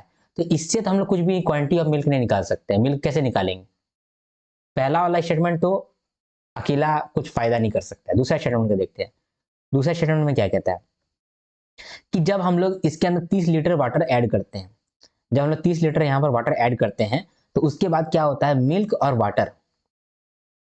वाटर इक्वल हो जाता है। If 30 litre is added to the initial mixture then the quantity of milk becomes equal to that of the water. ठीक है, जब यहाँ पर 30 लीटर हम लोग पानी ऐड करते हैं तब वाटर जो है वो इक्वल बन जाता है मिल्क का, यानी वाटर 50% हो जाता है और मिल्क भी 50% हो जाता है। ठीक है, तो दूसरा स्टेटमेंट का इस्तेमाल से हम लोग अकेला तो नहीं निकाल सकते हैं, लेकिन पहला और दूसरा दोनों को यूज करेंगे तो निकल जाएगा। ठीक है, दोनों का मदद से हम लोग निकाल सकते हैं। हम लोग पहले यहाँ पर 100x लेंगे, समझे, वैसे ही काम होगा। इसको सॉल्व करें क्या, दोनों को मिला करके सॉल्व करते हैं ना। तो पहला में मान लेते हैं कि 100x है। ठीक है, तो इसके अंदर मिल्क कितना है, मिल्क होगा 65x और इसके अंदर वाटर कितना है, वाटर है यहाँ पर 35x। ठीक है, बोल रहा है कि इसमें 30 लीटर हम लोग ऐड कर दे रहे हैं, 30 लीटर ऐड कर दे रहे हैं, तो यहाँ पर कितना हो गया 100x प्लस 30 हो गया होगा। ठीक है, इसमें वाटर और इसमें मिल्क, बोल रहा है कि इसमें इसका 50-50% हो गया है, तो कितना हो गया 50x प्लस 15 और यहाँ पर भी होगा 50x प्लस 15। अब ये जो मिल्क है, मिल्क तो सेम ही है, मिल्क थोड़ी बदल जाएगा, मिल्क तो सेम ही है। तो ये दोनों को इक्वल कर दिए, 65x is equal to 50x plus 15। तो यहाँ पर x 5x is equal to 15 आ गया, x इक्वल टू 3 आ गया। तो x इक्वल टू 3 आ गया तो यहाँ पर 300 लीटर होगा और यहाँ पर 330 लीटर हो गया, है ना। तो देखिए दोनों को इस्तेमाल करके हम लोग सॉल्व कर सकते हैं, अकेला अकेला तो सॉल्व हुआ नहीं, क्योंकि हम लोग यहाँ पर x लिए और यहाँ 30 लिए तभी तो सॉल्व हुआ। ठीक है, तो आई होप ये चीज समझ में आया आपको कि अकेला एक ठो का काम नहीं है। ये कैसे होगा, ये कैसे आपको बार बार मालूम चल रहा है कि हम बिना सॉल्व किए ही आपको बोल दिए कि पहला वाला भी जरूरत है और दूसरा वाला स्टेटमेंट का भी जरूरत है। ये आपका आएगा एक्सपीरियंस से, जब आपने मिल्क एंड वाटर को लेकर के बहुत सारा क्वेश्चन सॉल्व किया है प्री लेवल का, तब आपको ये एक्सपीरियंस आ जाएगा कि नहीं यार कैसे सॉल्व करेंगे। आप पहले मन में सॉल्व करके देखेंगे, मन में आपको सॉल्व नहीं हो रहा होगा तो इसका मतलब कि ये आप सॉल्व नहीं कर सकते हैं, आपको दोनों का चाहिए होगा। ठीक है, तो ये हो गया पहला। अगला सवाल देखते हैं, अगला सवाल में क्या कह रहा है। अगला सवाल में कहता है how many balls are in a bag, the bag contains only 3 types of coloured balls. एक बैग है जिसके अंदर 3 तरह का बॉल है। ठीक है, तो पहला स्टेटमेंट में कह रहा है कि ब्लू बॉल और रेड बॉल का रेशियो है 4:5। ठीक है, इक्वेशन नंबर 2 में क्या कहता है, इक्वेशन नंबर 1 में क्या बोला था, ratio of blue balls and red balls is 4:5। ठीक है, number of white coloured balls is 1 more than that of red colour balls. तो रेड कलर बॉल्स मान लीजिए 5x है, तो वाइट कितना होगा 5x + 1। ठीक है, स्टेटमेंट 2 में क्या बोला, number of ways of selecting two red balls from the bag is 10। यानी कि कितने तरीकों से हम लोग 2 रेड बॉल को चुन सकते हैं, तो 10 तरीकों से चुन सकते हैं। तो इसको हम लोग बोल सकते हैं कि नंबर ऑफ वेज कितना है, 10 तरीके का तरीका है जिसमें सेलेक्ट कर रहे हैं हम लोग 2 रेड बॉल्स। ठीक है, अब देखिए हम लोग को निकालना क्या था, how many balls in a bag, bag के अंदर बॉल कितना है, बैग के अंदर बॉल कितना है, बैग के अंदर बॉल कितना है, ये हम लोग कैसे निकाल सकते हैं, सिर्फ इक्वेशन 1 से निकाल सकते हैं। इक्वेशन 1 से हम लोग नहीं निकाल सकते हैं क्योंकि यहाँ रेशियो दिया है और x है, तो हम लोग कितना बॉल है वो तो नहीं निकाल सकते। इक्वेशन 2 से देखते हैं, मतलब स्टेटमेंट 2 से निकाल सकते हैं क्या, स्टेटमेंट 2 से भी हम नहीं निकाल सकते हैं। ठीक है, क्योंकि यहां पर भी तो आपको यही निकालना पड़ेगा कि टोटल बॉल्स कितना है, उसके अंदर आपने 2 बॉल्स निकाला है, 2 रेड बॉल्स, तो इससे भी नहीं निकलेगा। दोनों का इस्तेमाल करके निकल सकता है। ये मैं कैसे बोल रहा हूँ, मैं अपना एक्सपीरियंस से बोल रहा हूँ। ठीक है, यहाँ पर ये जो 2 रेड बॉल चुना है, यहाँ पर हम लोग कैसे लिखते हैं, टोटल C2 = 10, ये है, ये यहाँ पर आएगा आपका। ठीक है, टोटल जितना भी बॉल है आपका, टोटल जितना भी रेड बॉल है उसमें से 2 रेड बॉल आपने चुना है, तो टोटल रेड बॉल्स C2 = 10, ये कॉम्बिनेशन वाला C है। ठीक है, तो इसको हम लोग दोनों को इस्तेमाल करेंगे, दोनों स्टेटमेंट को, तभी सॉल्व होगा। क्योंकि टोटल तो हम लोग को नहीं मालूम है कि टोटल रेड बॉल कितना है, लेकिन यहां से हम लोग को मालूम चला कि टोटल रेड बॉल जो है 5x है। तो अगर हम ले लेंगे 5x C2 = 10, तो इसको सॉल्व किया जा सकता है 5x इंटू 5x - 1। ठीक है, और यहाँ पर 2 × 1 = 10, तो यहाँ से x निकल जाएगा आपका, तो यहाँ पर कितना निकल 25x² - 5। ठीक है, = 20, 25x² = 25, तो x = हो गया आपका 1। ठीक है, तो x का वैल्यू आपका 1 आ गया, तो टोटल बॉल कितना निकलेगा, टोटल बॉल होगा आपका ये 5x रेड बॉल हो गया, ये रेड बॉल 5x। ठीक है, 4x आपका ब्लू बॉल हो जाएगा, तो ब्लू बॉल आपका आ जाएगा 4x, है ना, और व्हाइट बॉल कितना है, व्हाइट बॉल आपका है 5x + 1। तो x का वैल्यू पुट करिए, आ जाएगा, x का वैल्यू तो 1 आया है ना, तो यहाँ पर 5, यहाँ पर 4 और यहाँ पर 6, तो टोटल 15 बॉल्स आपका निकल के आ रहा है। तो ये दोनों का इक्वेशन सॉल्व करके ही हम लोग यहाँ पर टोटल बॉल्स निकाल सकते थे। ये कैसे मालूम चला, ये हम लोग को मालूम चला बेस्ड ऑन एक्सपीरियंस। ठीक है, एक्सपीरियंस कैसे आएगा, जितना क्वेश्चन सॉल्व करेंगे एक्सपीरियंस आएगा, क्वेश्चन सॉल्व नहीं करेंगे और एक्सपीरियंस नहीं आएगा। ठीक है, अगर आपने इसको सॉल्व किया होगा पहले, ये प्रोबेबिलिटी को थोड़ा बहुत देखा है, तो ये सब आपसे बन गया होगा। और आपने नहीं देखा है तो अभी पार कर दीजिए इसको, देखिए भी नहीं। ठीक है, थोड़ा बहुत समझ लीजिए, पार कर दीजिए इसको। चलिए अगला सवाल देखते हैं, 79 नंबर। इसमें क्या कह रहा है, क्वेश्चन में कहता है in what time pipe C alone can fill the tank. तो पहले आप क्वेश्चन लिख लीजिए, कि कितना टाइम लगेगा, time taken by C to fill tank.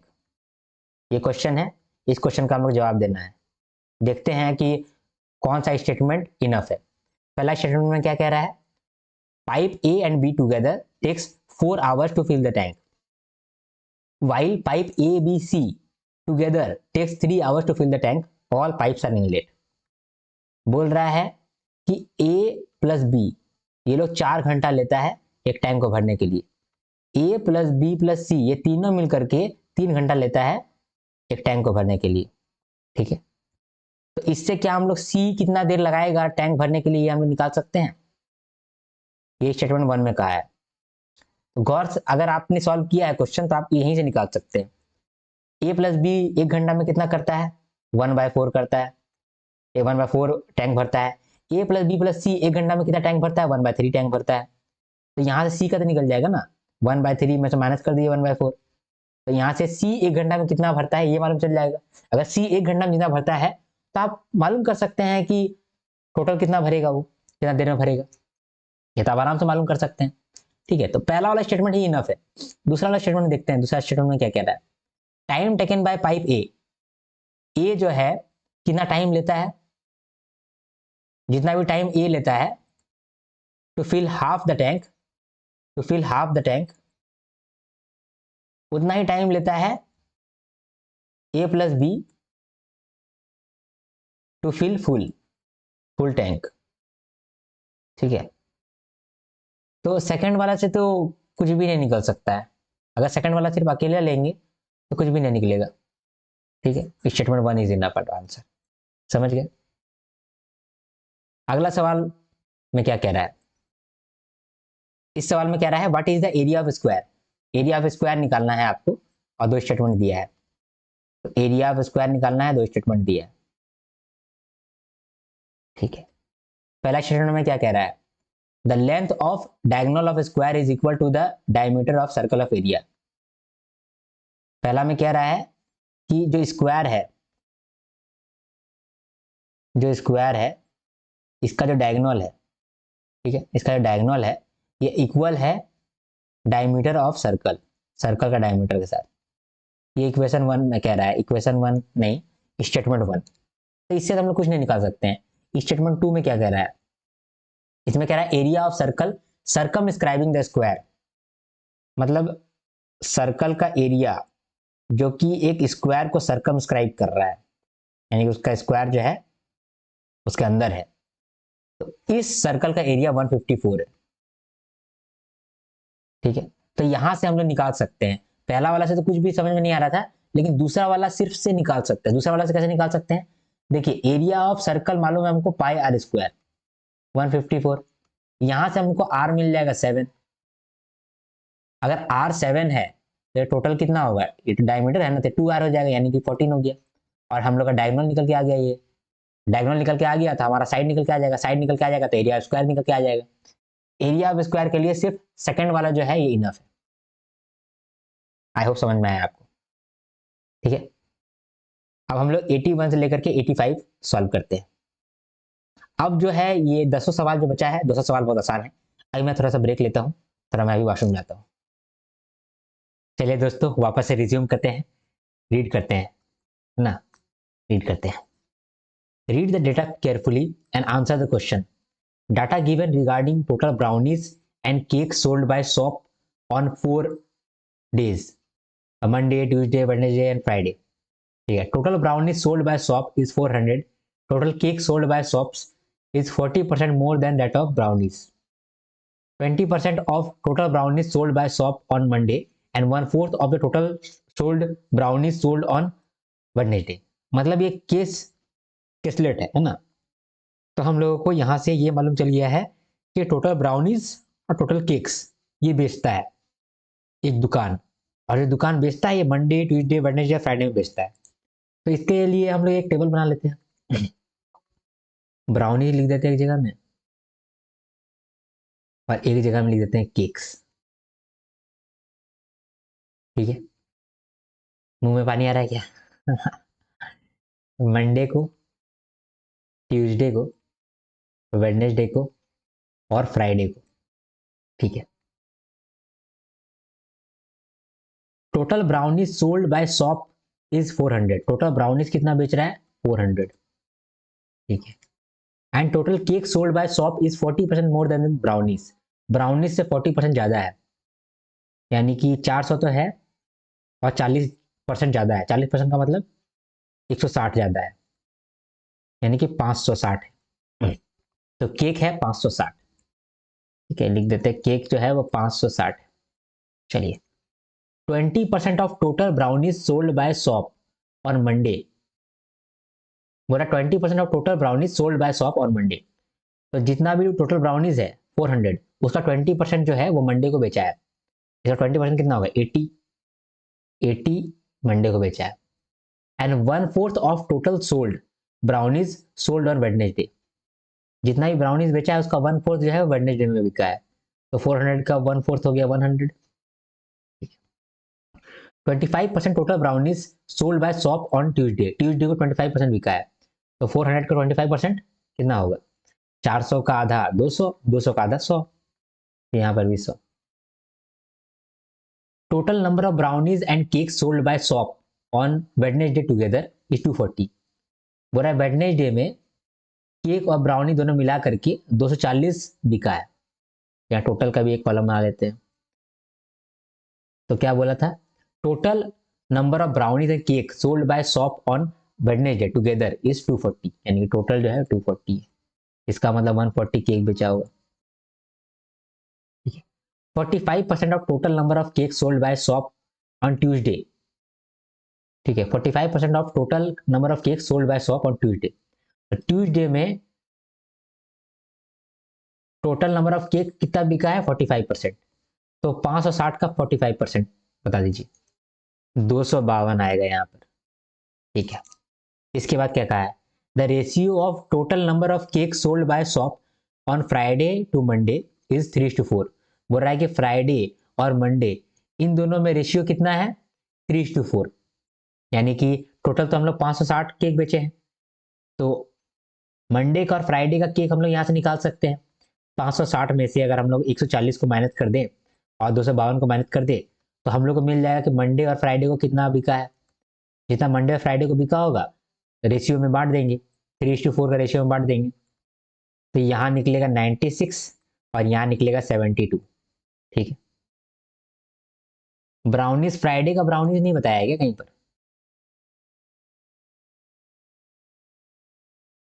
या हम लोग कुछ छोड़ दिए? अच्छा नहीं, हम लोग तो निकाल सकते हैं आराम से। 400 माइनस 100, 300 माइनस 100, 200, 200 में माइनस 80, 120 हो गए थे यहाँ। सर्दी ने माथा खराब कर दिया। चलिए, इतना तो हम लोग को मालूम चल गया कि ये सब डेटा है। ठीक है, ये छोटा सा डेटा को हटा देते हैं अभी फिलहाल। तो भाई डेटा जो है काफी काम का है, इसको कोना में रख देते हैं। ठीक है, इस डेटा को हम लोग कोना में रख देते हैं। चलिए, अब पहला सवाल देखते हैं। पहला सवाल क्या कह रहा है? What is the ratio of total number of brownies and cakes sold by shop on Monday to total number of brownies and cake sold by shop in Friday. तो बोल रहा है कि मंडे को हम लोग का ब्राउनीज और केक जितना बिका है उसका रेशियो, और फ्राइडे को जितना ब्राउनी और केक मिला है उसका रेशियो बताओ। तो मंडे को कितना ब्राउनी और कितना केक बिका है? ठीक है, मंडे को बिका है कितना ब्राउनी कितना केक? 80 brownie plus 96 cake. ठीक है, मंडे को। और फ्राइडे को कितना ब्राउनी कितना केक? फ्राइडे को 120 और 72। ठीक है, तो यहाँ पर कितना आ जाएगा? 176 अपॉन 192। तो आपका आंसर आ जाएगा 11/12। ठीक है, दूसरा सवाल, number of brownies sold by shop on Friday is what percent of number of brownies sold by shop on Monday. तो फ्राइडे में जितना ब्राउनी बिका है, फ्राइडे में कितना ब्राउनी बिका है? 120। ठीक है, it is what percentage of brownie sold by shop on Monday. Monday को जितना ब्राउनी बिका है उसका कितना परसेंटेज है? यहाँ से निकल जाएगा, यहाँ से निकलेगा 150%। ठीक है, आंसर हो गया ये प्री लेवल डी आई है। फिर कहता है total number of brownie sold by shop on Monday and Tuesday together are what percent more or less than total number of brownies and cakes sold by shop on Friday? तो बोल रहा है कि Monday और Tuesday को कितना brownies बिका है। मंडे और ट्यूसडे को 180 ब्राउनीज बिका है। ठीक है, ये जो 180 ब्राउनीज है ये कितना कम है या कितना ज्यादा है किससे? Total number of brownies and cake sold by shop on Friday. Total number of brownies and cake sold by Friday, तो 192 से। तो 192 से ये कितना ज्यादा है कितना कम है ना? ये निकालना बोला था ना। सॉल्व करेंगे तो आपका आंसर आएगा 6.25%। ठीक है, अगला सवाल क्या कहता है? Find the average number of brownies and cake sold by shop on Tuesday and Wednesday. Tuesday और वेडनेसडे को कितना एवरेज ब्राउनीज और केक्स मिलता है? तो ट्यूसडे और वेडनेसडे, ट्यूसडे को दोनों मिला करके 352 बिकता है। ठीक है, और वेडनेसडे को दोनों मिला करके 240 बिकता है। तो इन दोनों का एवरेज निकाल देते हैं। कितना एवरेज निकलेगा? 592/2, 296 आपका निकल जाएगा इसका आंसर। ठीक है, अब आखिरी सवाल देखते हैं। The difference between total number of brownies and cake sold by shop on Monday and total number of brownies and cake sold by shop on Tuesday is what percent of total number of brownies and cake sold by shop on all 4 days together. ठीक है, पहले हम लोग difference निकालेंगे of total number of brownies and cake sold on shop on Monday and total number of brownies and cake sold by shop on Tuesday. तो Monday को कितना बिका है और ट्यूसडे को कितना बिका है इसका डिफरेंस। तो मंडे को दोनों मिला के कितना बिका है? 176, और ट्यूसडे को कितना मिला है दोनों मिला करके? 352। ठीक है, 352। तो इन दोनों का डिफरेंस हम लोग को निकालना है। इन लोगों का जो डिफरेंस है वो हम लोग को निकालना है कि ये डिफरेंस है it is what percentage of total number of brownies and cakes sold by shop on all 4 days. Total कितना ब्राउनी हम लोग बेचे हैं और केक बेचे हैं मिला करके? 960 है ना। तो बाय 960 इंटू 100 ये आपको निकालना है। तो ये आपका निकलेगा 18/3%। तो ये प्री लेवल DI था आपका, सब सॉल्व हो गया। आप खुद से भी सॉल्व कर सकते थे इसको। ठीक है, इसमें कुछ भी नहीं था, सिर्फ ये वाला टेबल बनाना था, है ना। चलिए अगला सवाल देखते हैं। अगला सवाल में आपको ये क्वाड्रेटिक इक्वेशन है, उसमें आपको बताना है x इज ग्रेटर देन और ये x इज लेस देन, ये आपको बताना है। तो ये आप बताएंगे, दोनों का आप सॉल्व करेंगे और x निकाल करके कंपेयर करेंगे। ये तो आप लोग करते ही होंगे। ठीक है, तो पहले इसको सही फॉर्म में ले आइए, उसके बाद कर दीजिए। इसको सही फॉर्म होगा x² + 36 - 12x = x। तो x² - 13x + 36 = 0। ठीक है, ये सही फॉर्म आ गया इसका। दूसरा वाला का सही फॉर्म ले आइए, y² + 25 - 10y = 3y - 17। तो y² और y 3y इधर आ जाएगा तो -13y + 42 = 0। ठीक है, यहाँ से आप x निकाल लीजिए, y निकाल लीजिए। सॉल्व करेंगे तो x जो है वो 4 और 9 निकलेगा और y जो है वो 6 और 7 निकलेगा। 4 जो है देखिए यहाँ 6 से बड़ा है, लेकिन 9 जो है ये फिर 6 से बड़ा है, इसीलिए यहाँ पर नो रिलेशन होगा। ठीक है, तो नो रिलेशन होगा, 86 नंबर में नो रिलेशन होगा। ठीक है, इसके बाद अगला सवाल को सॉल्व कर लेते हैं। अगला सवाल में भी आप पहले इसको सही फॉर्म में लेकर के आएंगे, जिसका फॉर्म नहीं है इसको सही फॉर्म में लेकर के आएंगे। सही फॉर्म में पहले ले आते हैं। तो 9 + 5/x² = 13.5/x। ठीक है, सही फॉर्म में ले आए। तो 13.2 को हम लोग क्या कह सकते हैं? इसको दोगुना कर दो, तो इसको दोगुना कर दोगे तो 13 दूनी 27, 27/2। तो इसको ऐसे कर सकते हैं 9/5/x² = 27/2x। ठीक है, इधर हम लोग एलसीएम ले लेते हैं x², तो 9x² + 5 = 27/2x। ठीक है, फिर इसको ठीक करेंगे तो 9x² + 5 × 2x = 27x²। तो x और x यहाँ कट गया, तो यहाँ आ जाएगा 18x² plus 10 equal to 27x। तो 18x² माइनस 27x प्लस 10। ठीक है, इसका आप अपने आप रूट निकालिएगा। ठीक है, एक को हम लोग यहाँ पर कर दिए, इसका रूट वैसे निकलेगा आपका 2/3 और एक निकलेगा 5/6। ठीक है, दूसरा वाला कोई हम लोग यहाँ पर सॉल्व करते हैं। दूसरा वाला क्या है 5y प्लस यहाँ पर 12.25 है, 12.25 को 4 से गुना कर दो। ठीक है, 12.25 जो है ना 12.25/y है, तो 4 से गुना कर दो ऊपर नीचे।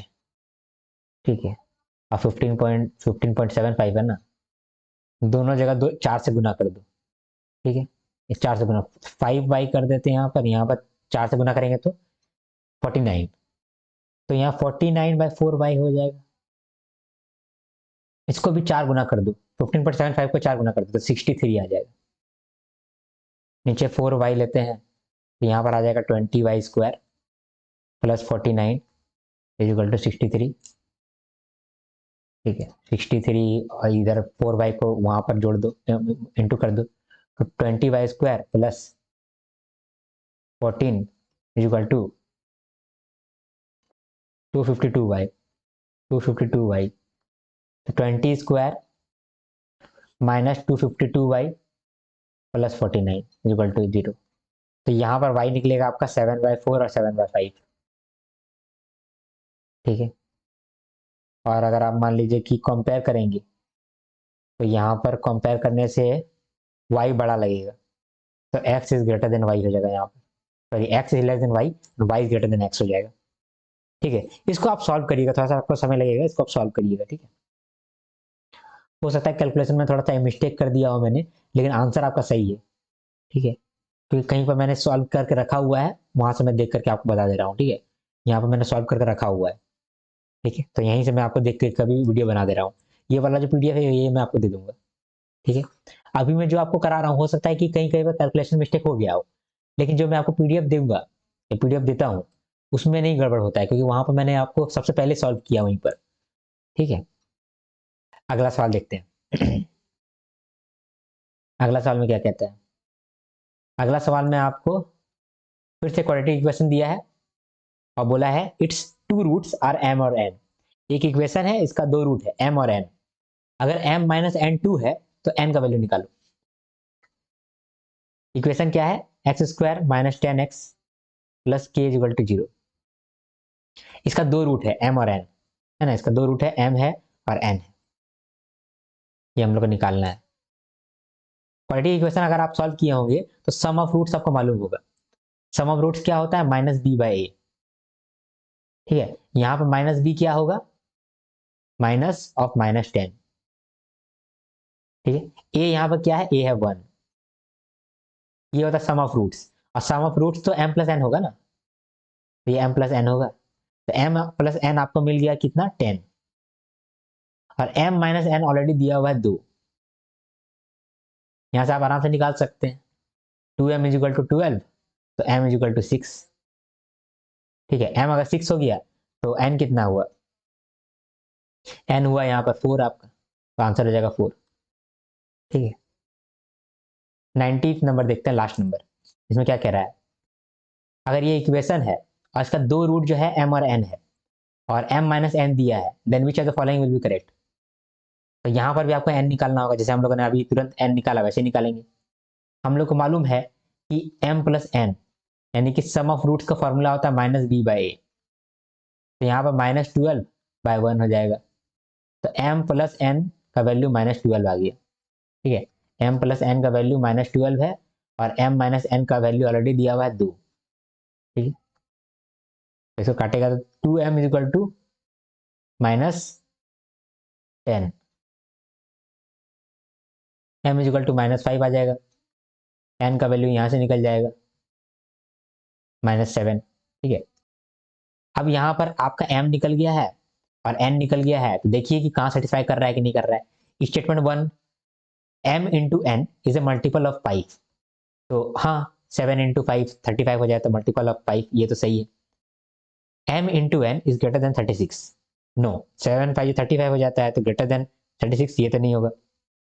m plus N is greater than 11, तो 7 5 12, नहीं। ये तो अगर ऐड करेंगे तो -12 निकल के आ जाएगा, तो -12 तो बड़ा नहीं है 11 से, तो ये भी गलत हो जाएगा। m is greater than 5, no. m is less than 5 because m is -5, तो इसीलिए सिर्फ ओनली वन आपका आंसर हो जाएगा, ओनली वन।